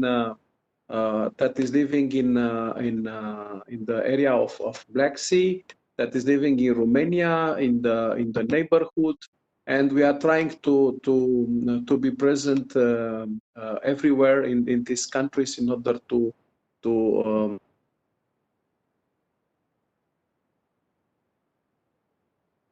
very much interested in sharing your experience in this kind of projects, and because I think that we need to share our opportunities in order to develop new projects for the future. I will present the current situation of the Black Sea area and some initiatives, and maybe at the end we can have a discussion where we can be better involved. So I think that well, I do not agree with let's say common view that the European Union is less interested in the area just because of the pandemics, just because of other conflicts in the Mediterranean between Greece and Turkey, just because Russia and Turkey are more involved, let's say, in other parts of the world, in Syria, in Middle East, than in the Black Sea. I think that Black Sea, it's still a very hot and very debatable issue, and I think also that the European Union didn't change the focus on this region. For example, last year the European Union released a document, the Joint Staff Working Document, Black Sea Synergy, Review of Regional Cooperation Initiative between 2015 and 2018. So the document from 2007 is not obsolete, but it's something that is taken under consideration by the European Commission, and everything that was written there is closely followed, and there are important projects underway, economic projects of cooperation between different countries and so on. So I think what are the main issues that we can discuss in order to propose concrete ideas and recommendations.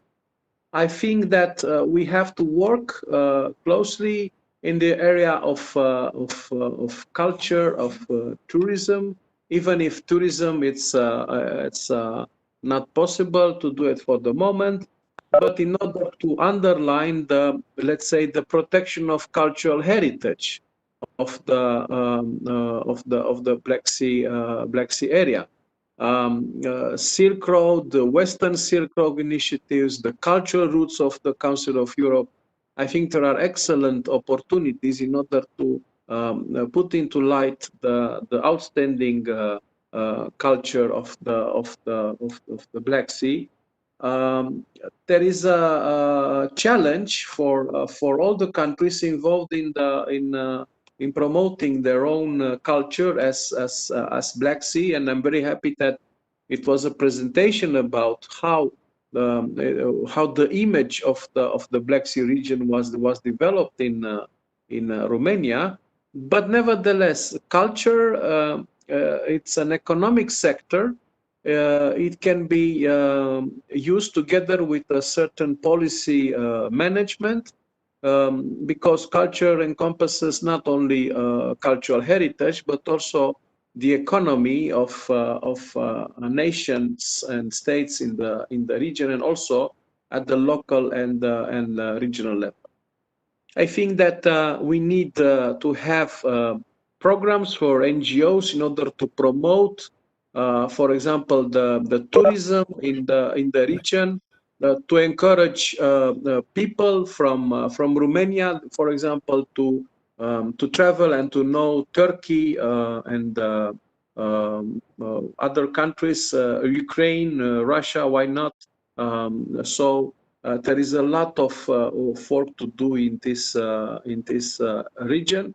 Of course, the student programs can encourage this kind of culture, even if we are in a difficult moment, and most of the universities have blended programs. But nevertheless, even in this kind of hybrid programs, we can encourage the professors to show, for example, images of cultural artifacts in the regions and so on. I think also that we need to build together a program among NGOs, with the help of the universities, to promote what I call a Black Sea brand. There is no Black Sea brand. I'm very happy that right now some researchers from the Romanian Academy, from the Institute of Political Science and International Relations, released an encyclopedia of Black Sea region, available, that was published in Cambridge University Press. The coordinator is Dan Dungaciu, from the director of this institute, and describing some basic terms that are used related to Black Sea in English, in order for everyone to know what is going on. So this is a step towards establishing this kind of Black Sea brand, as we have other brands. For example, we have a Visegrad brand, we have a Baltic brand, but we don't have a Black Sea region brand so far. Also because there were no so many initiatives between member states, but not only between member states, but between the civil society in this area. So I think that information is vital in order to know each other, and there are a lot of things to do in this area. Transport is also, we have to take in consideration, not only by economic actors, but also by NGOs. Why? Because, for example, the road, the map of the transports, and that have to be built as an infrastructure in the region, shall take into account not only economic reasons, but also cultural policy to integrate more the region from the cultural perspective. For example, Romania, it's Constanța and Odessa are very ports in the Black Sea region, but so far there is no connection on the road between the two. Right now, the road between Galați, another part on the Danube, and Odessa improved, and you can go in, you can arrive in Odessa in a few hours on a good road, thanks to the involvement of Ukrainian authorities. But still, people are not encouraged to travel from Romania to Ukraine, or from Ukraine to Romania. I went several times in Odessa, and I saw that people from Odessa are more easy traveling to Vienna than to Romania and Bulgaria, because of the infrastructure. So I think that if the infrastructure will be created along these lines, taking into account the effect of this issue, I think things could be improved. But one of the main issues that I want to discuss, it's education. because we have a lot of challenges in education. Black Sea University Network, it's a kind of network that can help the spread of education in the Black Sea region. What is missing? I think we need to focus more on mutual recognition of qualification diplomas, just as the example of the European Union. And I think that unification of accreditation and certification processes and so on will encourage the development of the universities. Sometimes universities from the region prefer to have foreign partners because they offer this kind of common diplomas, for example, not because they have traditional links, but because of practical reasons. So if we will encourage in the area the release of common diplomas, I think that more universities will want to join not only the Black Sea University Network, but to join common initiative in the area. Science and innovation can be promoted better, because we have some regional needs that are not addressed by innovation in the area. We need to support entrepreneurs, small companies, scientists, in order to build multilateral projects, in order to build startup projects. Right now, I would say that there is more a national perspective on encouraging startup activities, but we need to define what is a startup from the point of view of the countries from the region. We need to encourage also digital economy in order to go forward. And also, I think that in the area of energy, we are speaking very much in recent times about energy security and how to face and solve the challenges in this direction. I think that the region, the Black Sea region, faces a lot of challenges in terms of energy security and connectivity.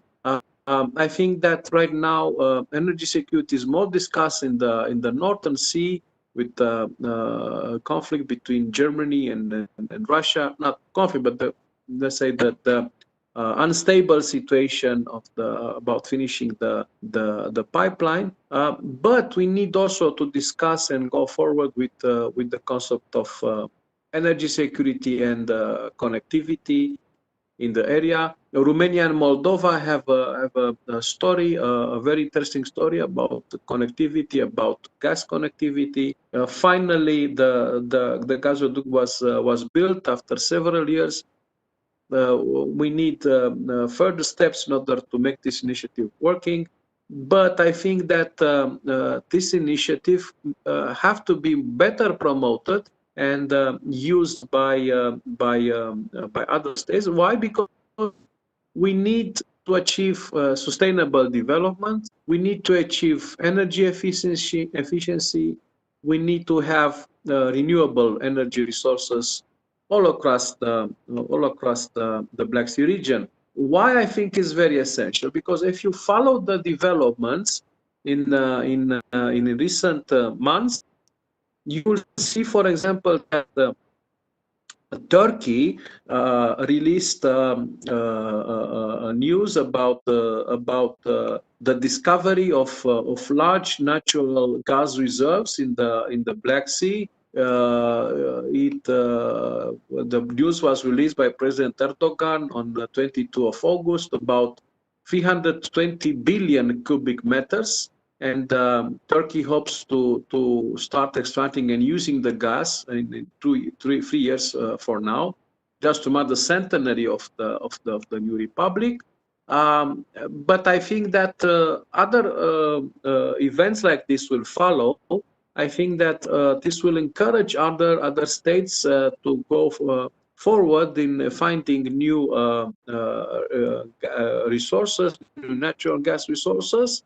And I think that at some point, we shall have this discussion on how to put together all these resources, how can we use better in the region instead of exporting to other regions, how to build a common approach of the region, which will be always better than a single approach used by member states. Thank you very much, Professor Karp. Very nice, let's say, summary. Thank you. Thank you. Thank you very much. And these are the priorities for not only for our NGO, but I think that this is a general agenda for all the parts of civil society that wants to take part in this research. Thank you. Thank you also, and maybe you have followed the discussion that we had with Dr. Brânda regarding the situation of the Crimean Tatar minority here in Romania, which is also a cross-border minority with, let's say, representatives in Crimea and in Bulgaria and also in Turkey. Maybe with the, let's say, the support of your NGO, we can find a solution to unlock the education in the native tongue Tatar language here in Romania for this community. Yes, you're absolutely right. This is what I'm thinking. Right now, the European Union is encouraging this kind of projects of research in the area, and but for this we need a network. We need to find other universities that are willing to cooperate and to have a project and to succeed to have this project financed. So I'm ready to make this kind of project by involving other actors. Just to give an example, this year we had a study on the Slovak minority in Romania, and it was somehow unexpected that we receive funding from some private companies involved in the gas sector, because they said it is very important to know the current situation and how to use this minority in order to build bridges between our countries. So I think that my answer is absolutely yes.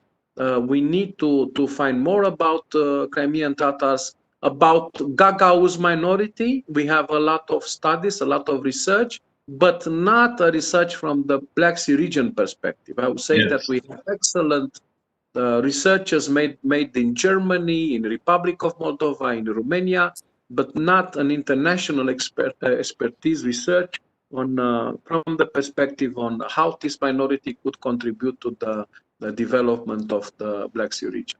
Thank you very much. Thank you for your contribution. So now we are moving to Professor Dumitru. As I was mentioning before, Professor Dumitru, he was the former rector of the University of Bucharest.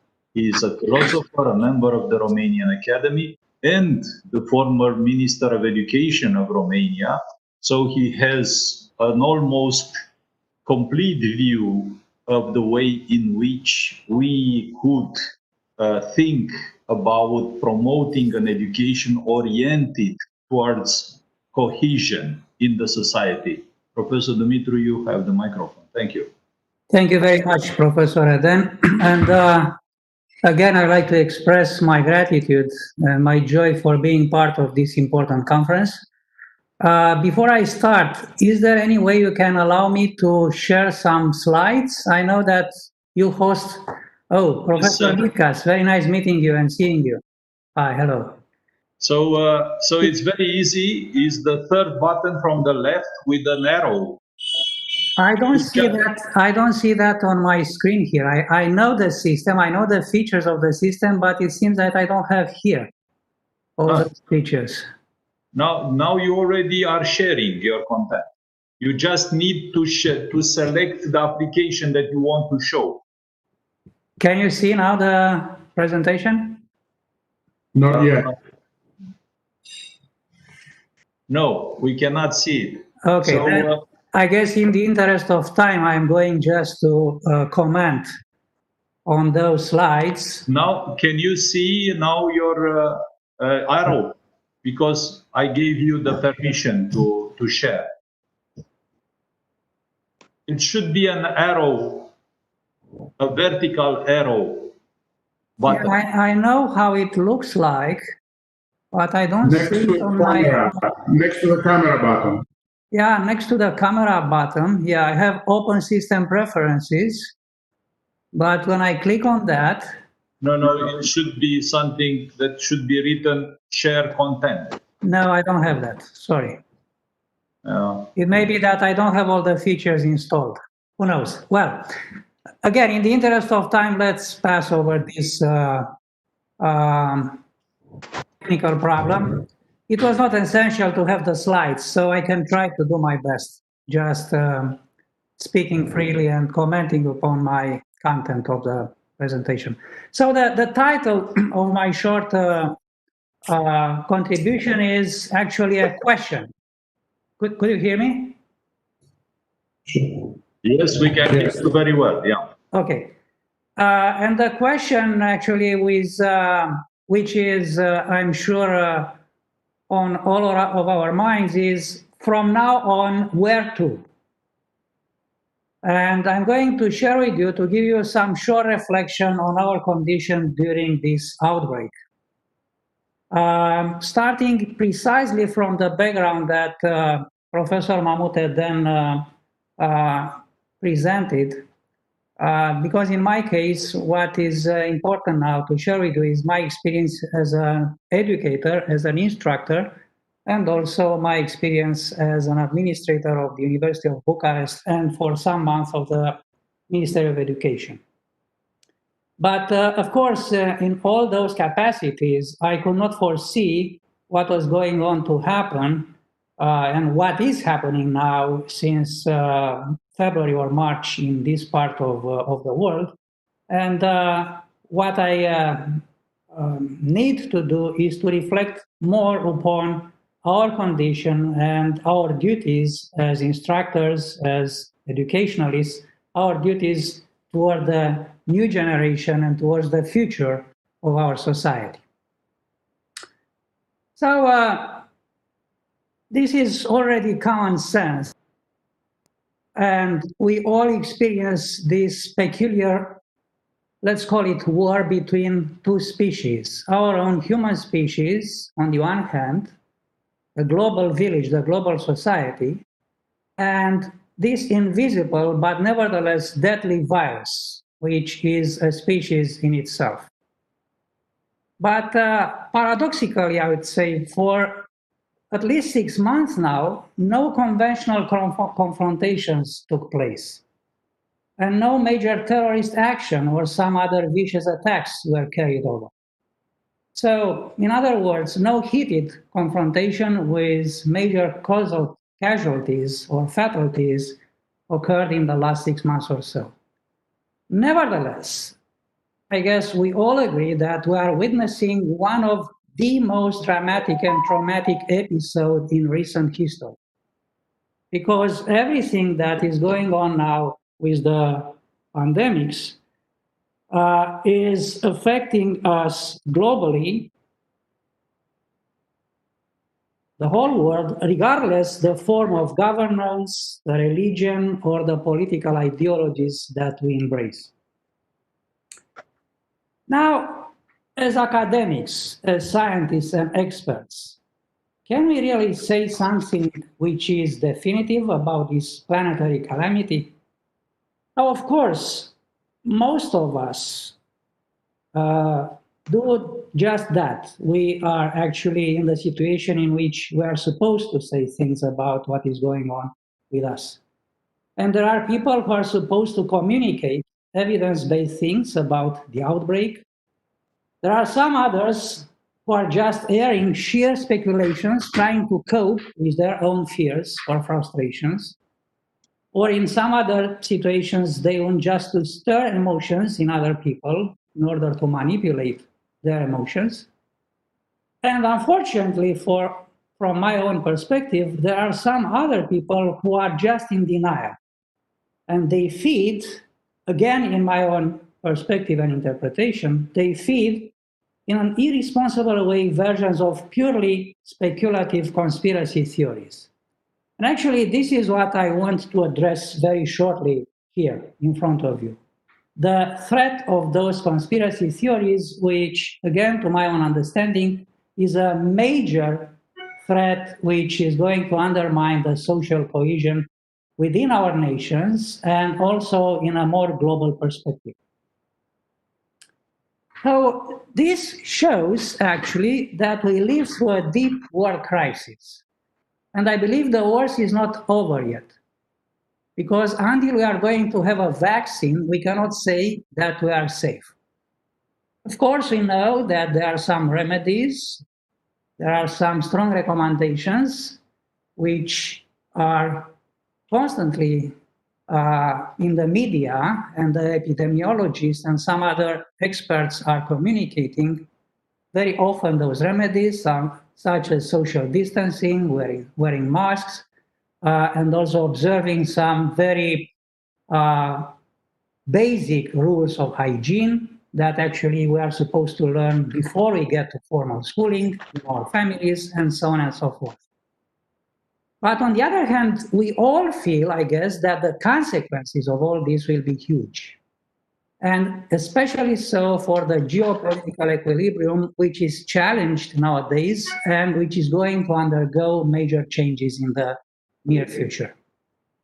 Now, my conviction, my subjective conviction, for which I guess I can offer some arguments, is that this outbreak will be seen and considered the most dramatic and threatening episode of recent history. Something that happens once in a century or even in more than a century.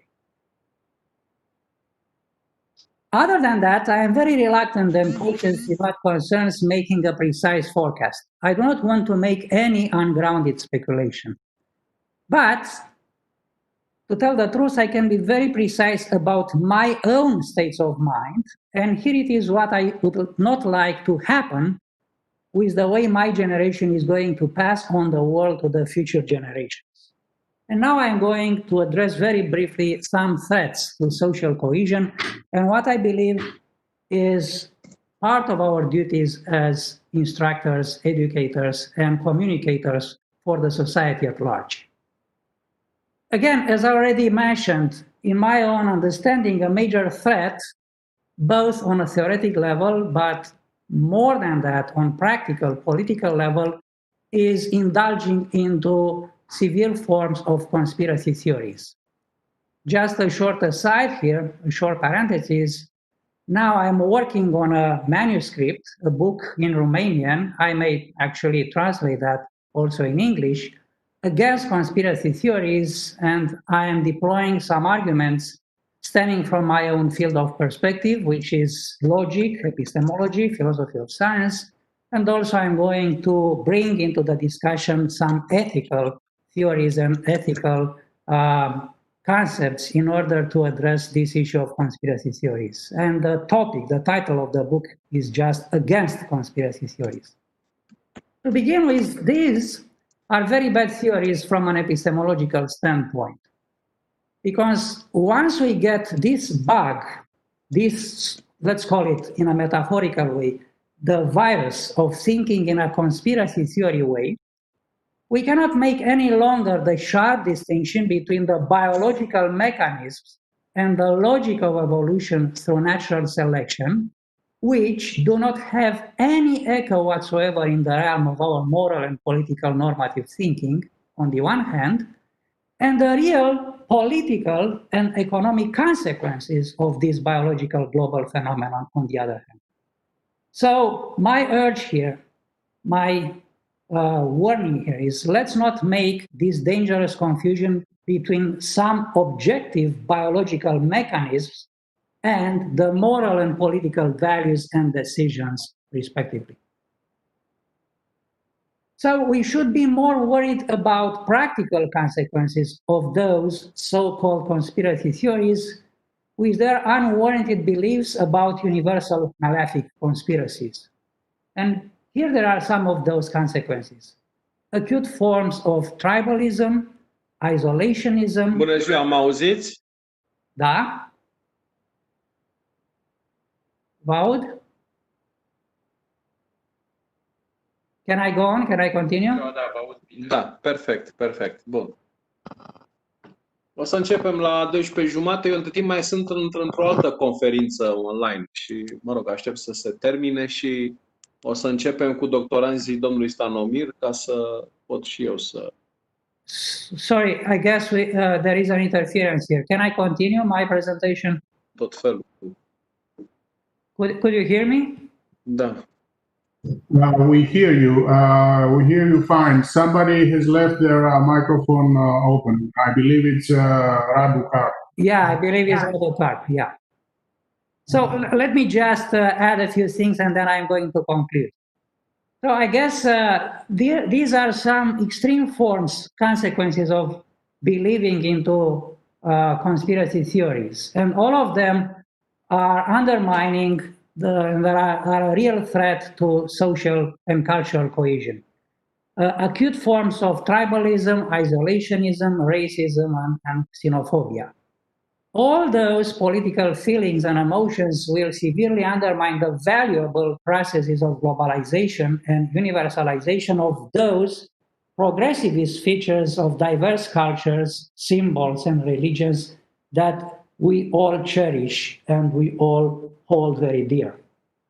So, what can, and moreover, what should we do under circumstances? What are our duties for overcoming the malicious effects of these cultural maladies, such as intolerance, tribalism, or xenophobia, which are very likely to occur in the post-pandemic period? My credo here is quite simple, and I guess is the credo of any other humanist who is working in the field of philosophy, of culture, and also anthropology.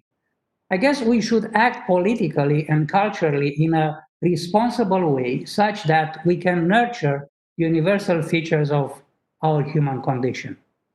And in education and research, we should strive for a new alliance, as very aptly Ilya Prigozhin said some 30 years ago when he spoke about the need to have a fertile and very intense dialogue between the natural sciences on the other one hand and the social sciences and the humanities on the other hand.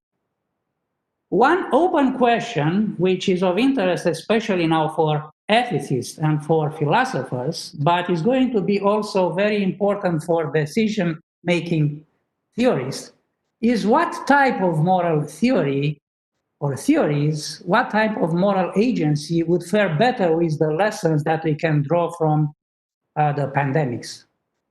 My opinion, my hunch, is that an updated version of a neo-Aristotelian virtue theory, which is striving for excellency, is the type of theory that we are going to need more and more when we tackle practical political issues.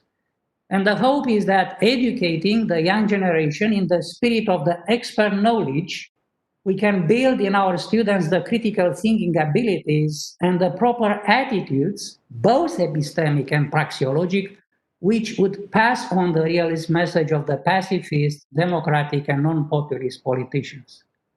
I believe that we need this kind of attitude more than anything else now, and more than any other time in the past. Thank you very much for your attention and for giving me the opportunity to express my thoughts and ideas. Thank you very much, Professor Dumitru. Thank you also for sharing with us your concerns regarding the theories of conspiracy and the unpreparedness of current generations in the front of this kind of, let's say, challenges. So myself, I was following in the last weeks the problems related to this vaccine against COVID pandemic. And the more I learn on the way in which are prepared and the technologies that are used for the next generation antivirus solutions, the more I am concerned, because the tools that are used are now deeper and deeper into the, let's say, DNA and RNA of the cells of the human body, and the pressure of this pandemic to have very quick solutions, it's a very, very big concern. We need, for the new generation of antiviruses, I think we need longer period for testing and much broader evaluation in order to estimate and understand the impact of them in many different aspects. So from that perspective, to come up with, let's say, an approach how to address these kind of challenges is extremely important, and I congratulate you for your work in bringing together your experience from epistemology, from logics, and so on, in order to prepare the people, the current generation, to this kind of threats and this kind of challenges. The other idea that you mentioned regarding, let's say, the way in which education could contribute for the next challenges, next evolution phase of the society, putting an emphasis on the new Aristotelian model. This is also something that, if you remember, during our conference in Thessaloniki, yes. We had a long debate with Professor Mitkas and so on, being very close of the place of Aristotle and about his cave and the way of thinking and so on. Of course, there is also another aspect. So this was also the thesis which has been supported by Professor Sidorenko from Kiev National Polytechnic University, saying that we have to put more ambitious challenges to the younger generation in order to make them motivated to learn, to discover, to put efforts, and so on. But even here, there is kind of danger that we have to see, because putting an emphasis towards higher performance, ambitious targets, we have to encourage a tendency of elitism, a tendency of, let's say, super specialization, which, from the other perspective, could isolate the values, could isolate, in some sense, the scientists and future discoverers from the society. So from that perspective, to come up with additional possibilities of balancing and facilitating the connectivity between the individuals, this is also a possible aspect that has to be taken into consideration. Indeed, you brought up a very sensitive issue, especially with your last remark. And thank you very much for everything else that you said in favor of my options and my opinions. There is a new book written by a famous American philosopher who is a Harvard professor, Michael Sandel. Just the book came out some weeks ago, which has this sort of paradoxical title, The Tyranny of Meritocracy. The Tyranny of Meritocracy.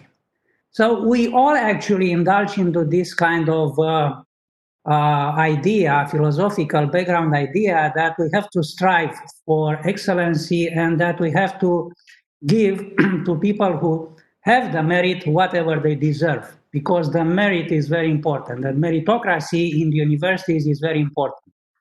But Sandel is pointing out in this very new book of his that emphasizing meritocracy as opposed to some other more communitarian values could have some undesired consequences, some of which are these kind of populist approaches to democracy and these so-called illiberal democracies. So actually, Sandel is pointing out that supporting the idea that the merit is important, that the experts are very important and essential in the academia, we still need to find out a place for the other dimensions of the general global ethical community in which we partake. And just emphasizing meritocracy is not enough. And it could have those consequences that actually are detrimental for all of us.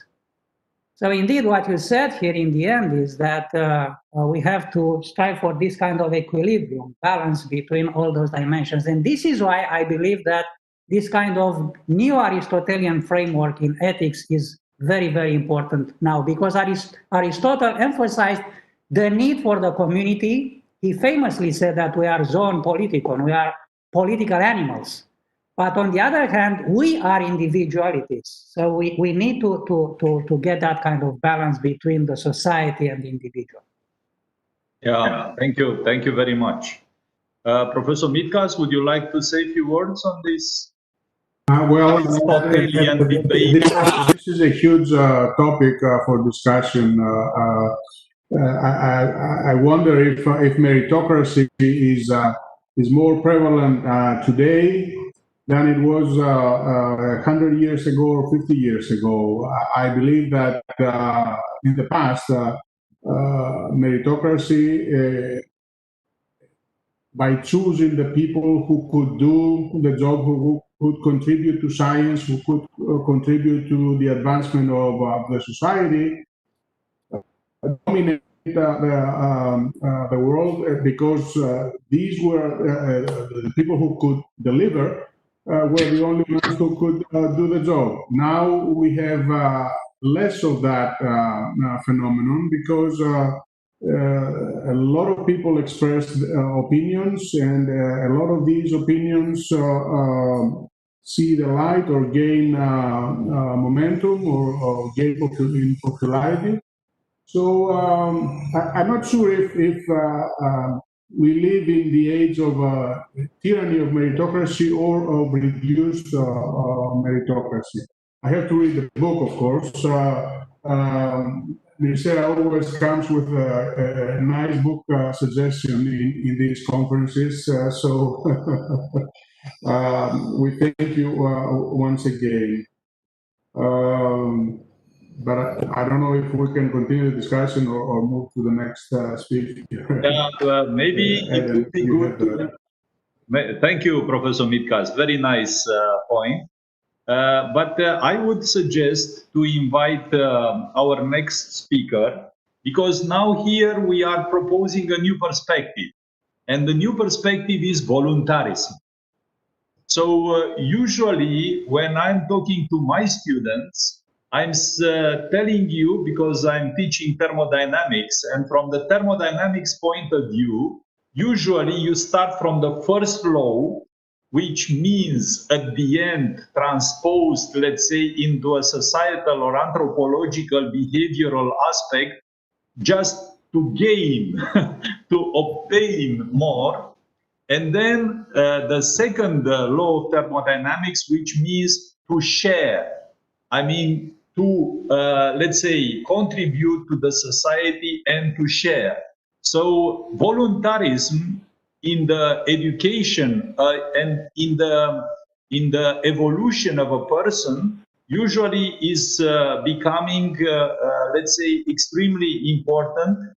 And from that perspective, we have a very important NGO here in Romania. It's called Mare Nostrum. They have a very broad activity dedicated in general to the, let's say, conservation of biodiversity and educating people to have a proper, let's say, attitude against nature and the environment. So we have Andreea Ionașcu. So she's the director of this NGO, and she is very active in different types of projects. Andreea, please. Hello, everybody. I'm actually the coordinator of the education department, not the director of Mare Nostrum, but who knows, maybe good news someday. Our intervention will be actually quite brief because we wanted to emphasize the sustainability aspect regarding the Black Sea. We are very preoccupied with sustainable development and education for sustainable development because, of course, education is an important part of each initiative. We need the community to join us in our efforts, so that's why we emphasize this aspect.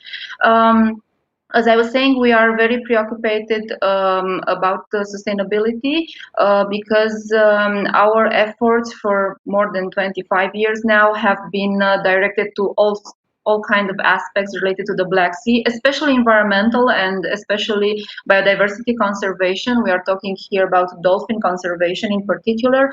But in the last years, of course, we tried to tackle the hot topics that are now present in now, and the challenges that are now present in our Black Sea, such as marine litter, for example, such as sustainable transport or sustainable fishing, or even a blue growth and blue careers for that matter.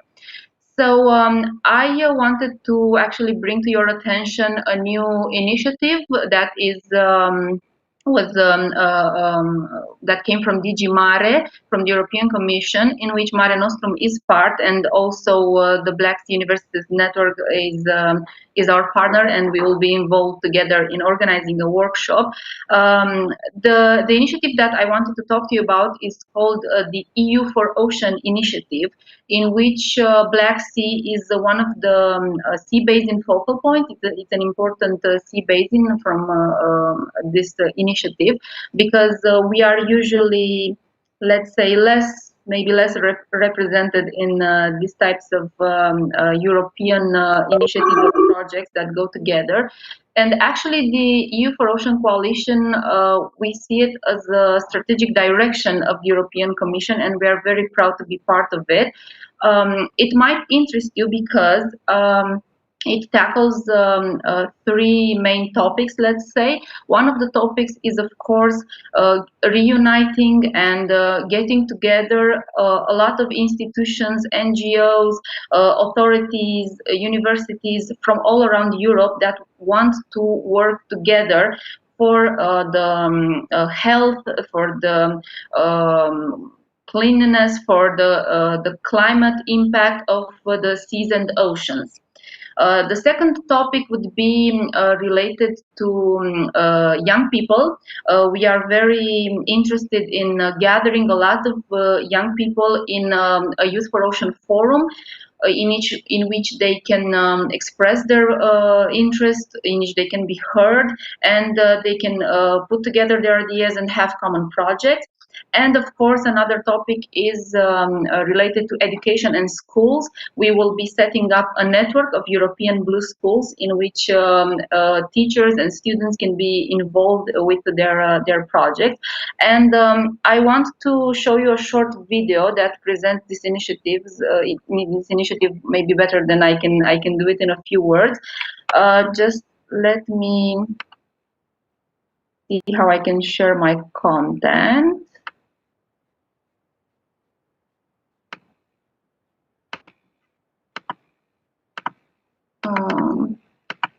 Do I need approval from the host, Mr. Mamut, in order to share my screen, or? No, you should have a button with an arrow. Yes, I have it, but I cannot.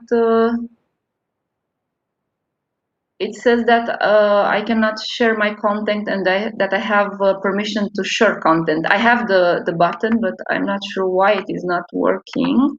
I'll try again, maybe. No, I'm afraid not. Should I share my screen or my application? You should share the screen, open the application. Oh, well, this is sad. Unfortunately, it is not working for me.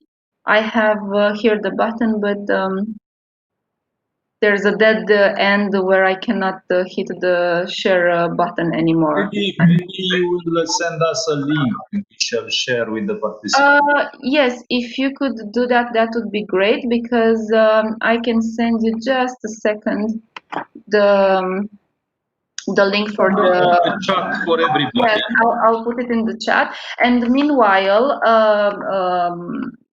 before sending the link, I just wanted to tell everybody that we will have a workshop next week in which the Black Sea Universities Network is our partner, our co-host, and in which we would be honored to have you. If you are interested, there will be a lot of topics in which you can join. A lot of people will be present from the European Commission, from different NGOs, research institutes, universities from all around Europe. I'll also let you the let's say invitation link in the chat. And now, if maybe Mr. Mahmoud can help me with projecting the video, you have here the YouTube link, and maybe it will work for you. It's a very short video. It's about 2 minutes presenting this initiative, and then I'll leave you the link for the workshop next week in which you can join us if you want to, of course, because we believe that sustainability is a very important issue to tackle when we talk about the Black Sea, and we think that we still have a lot of ground to cover, because sometimes we feel like maybe we are a little bit behind the rest of Europe with our sustainability initiatives and with accomplishing the targets of the Sustainable Development Goals, or the Strategic Research and Innovation Agenda, the Common Maritime Agenda, and so on. So that is why we wanted to bring up this initiative, in which we are inviting you to join, in order to, let's say, be more aligned to the rest of Europe. Thank you very much. In any case, each of the participants already received the link and they could follow. Now we have just 40 minutes for conclusion. That's perfect. So with your permission, once again, thank you for your presentation. I'm sorry it didn't work. Congratulations for all your efforts in this voluntarism promotion. So, thank you very much. Thank you, bye. So, yes, so this was the list of the presentations. And once again, thank you to all the distinguished lecturers for the thesis that they have introduced.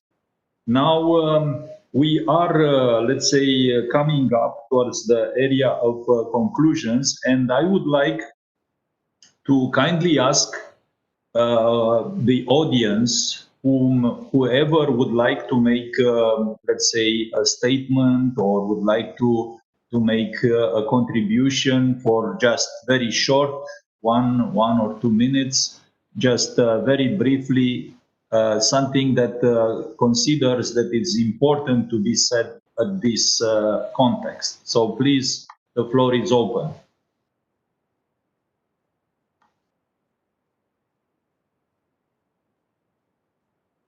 So waiting for let's say a possible contribution, I wanted just to make a sort of summary. Today we passed over the aspects that have been much more oriented towards education. So we had the very nice contribution of Professor Sidorenko, the Vice Rector of Igor Sikorsky Kiev Polytechnic Institute. He presented his view regarding the promotion of education oriented towards performance, towards creativity, and towards let's say, ambitious targets. Then we had Mrs. Brânda presenting a model here in Romania for, let's say, facilitating the cultural and intercultural exchanges, and this model that is, let's say, long-term vision that could be also a reference for any other developments in this region. We had Dr. Ursula Pavrik presenting a point of view coming from her background in diplomacy, and the very fresh ideas about the possibilities of collaboration between, let's say, the Austrian and Central European initiatives and the Black Sea Universities network and the region of the Black Sea. We had the contribution of Professor Karp presenting the Center for Excellence for study of the cross-border minorities at the University of Bucharest. And he mentioned about some of the priority research activities that they have from this perspective. The outstanding presentation of Professor Dumitru regarding, let's say, the concerns related to, let's say, unpreparedness of the society for approaches related to the theories of conspiracy and the way in which these kind of things could be addressed. And of course, we had also the contribution of Mrs. Ionescu from Mare Nostrum regarding the activities that are developed under, let's say, the edges of this NGO for promoting sustainability, a very important concern. So these kind of concerns that could melt the people, could bring together the people, because it is an interest for the entire society to be preoccupied and to do something against the marine litter, against the pollution of the marine environment. So with all these things said, I would like to come back to Professor Dumitru just for the closing remark, because yeah, you started together with us in 2017. You remember, at the Palace of the Parliament. We started at that time with this issue of minorities. We continued further in Thessaloniki, our debates and discussions, and now we are moving virtually. Actually, we had to have this conference in Antalya, but it was not possible. So please, for the concluding remarks. Yeah, just a few thoughts.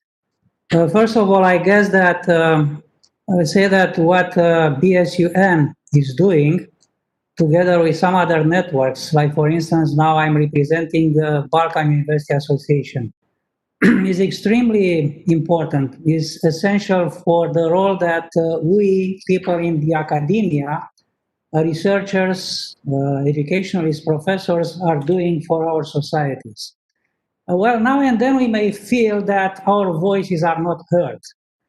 But my conviction is that on the long run, even these kind of discussions that prima facie do not have any practical consequences are important for the way we shape the minds of the people, and actually we address the topics on the public agenda.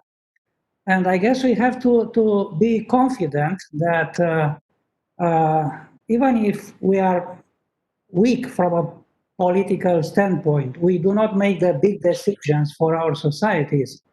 On the medium and long run, what the people in the universities are doing in research, and especially this kind of coordination, cooperation between nations in the region, is extremely important.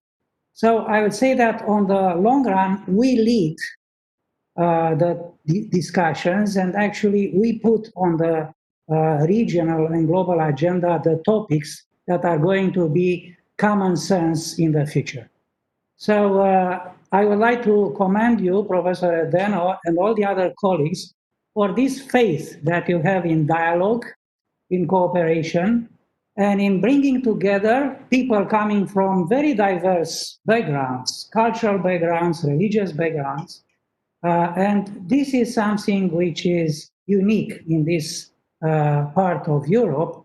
And this could be a good example for our politicians as well. Thank you very much, Professor Dumitru. Thank you for this summary and for this recommendation and emphasis of the role of academia for the next period. So the Black Sea University Network is an, let's say, just a framework where everybody could come and contribute, could propose events, could propose projects, and we are ready to support all your initiatives. Next week, we shall have a workshop dedicated to the quantum movement that is now from computing to engineering and in a way of thinking.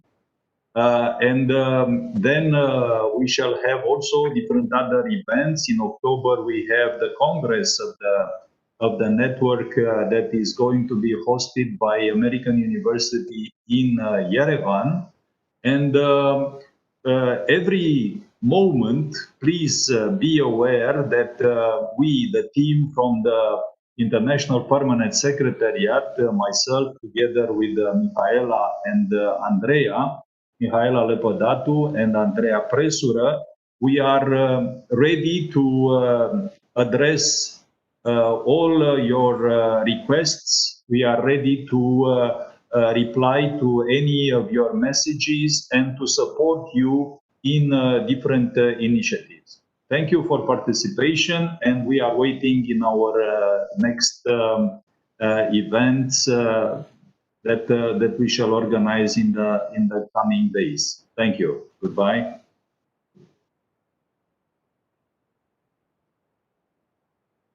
Goodbye.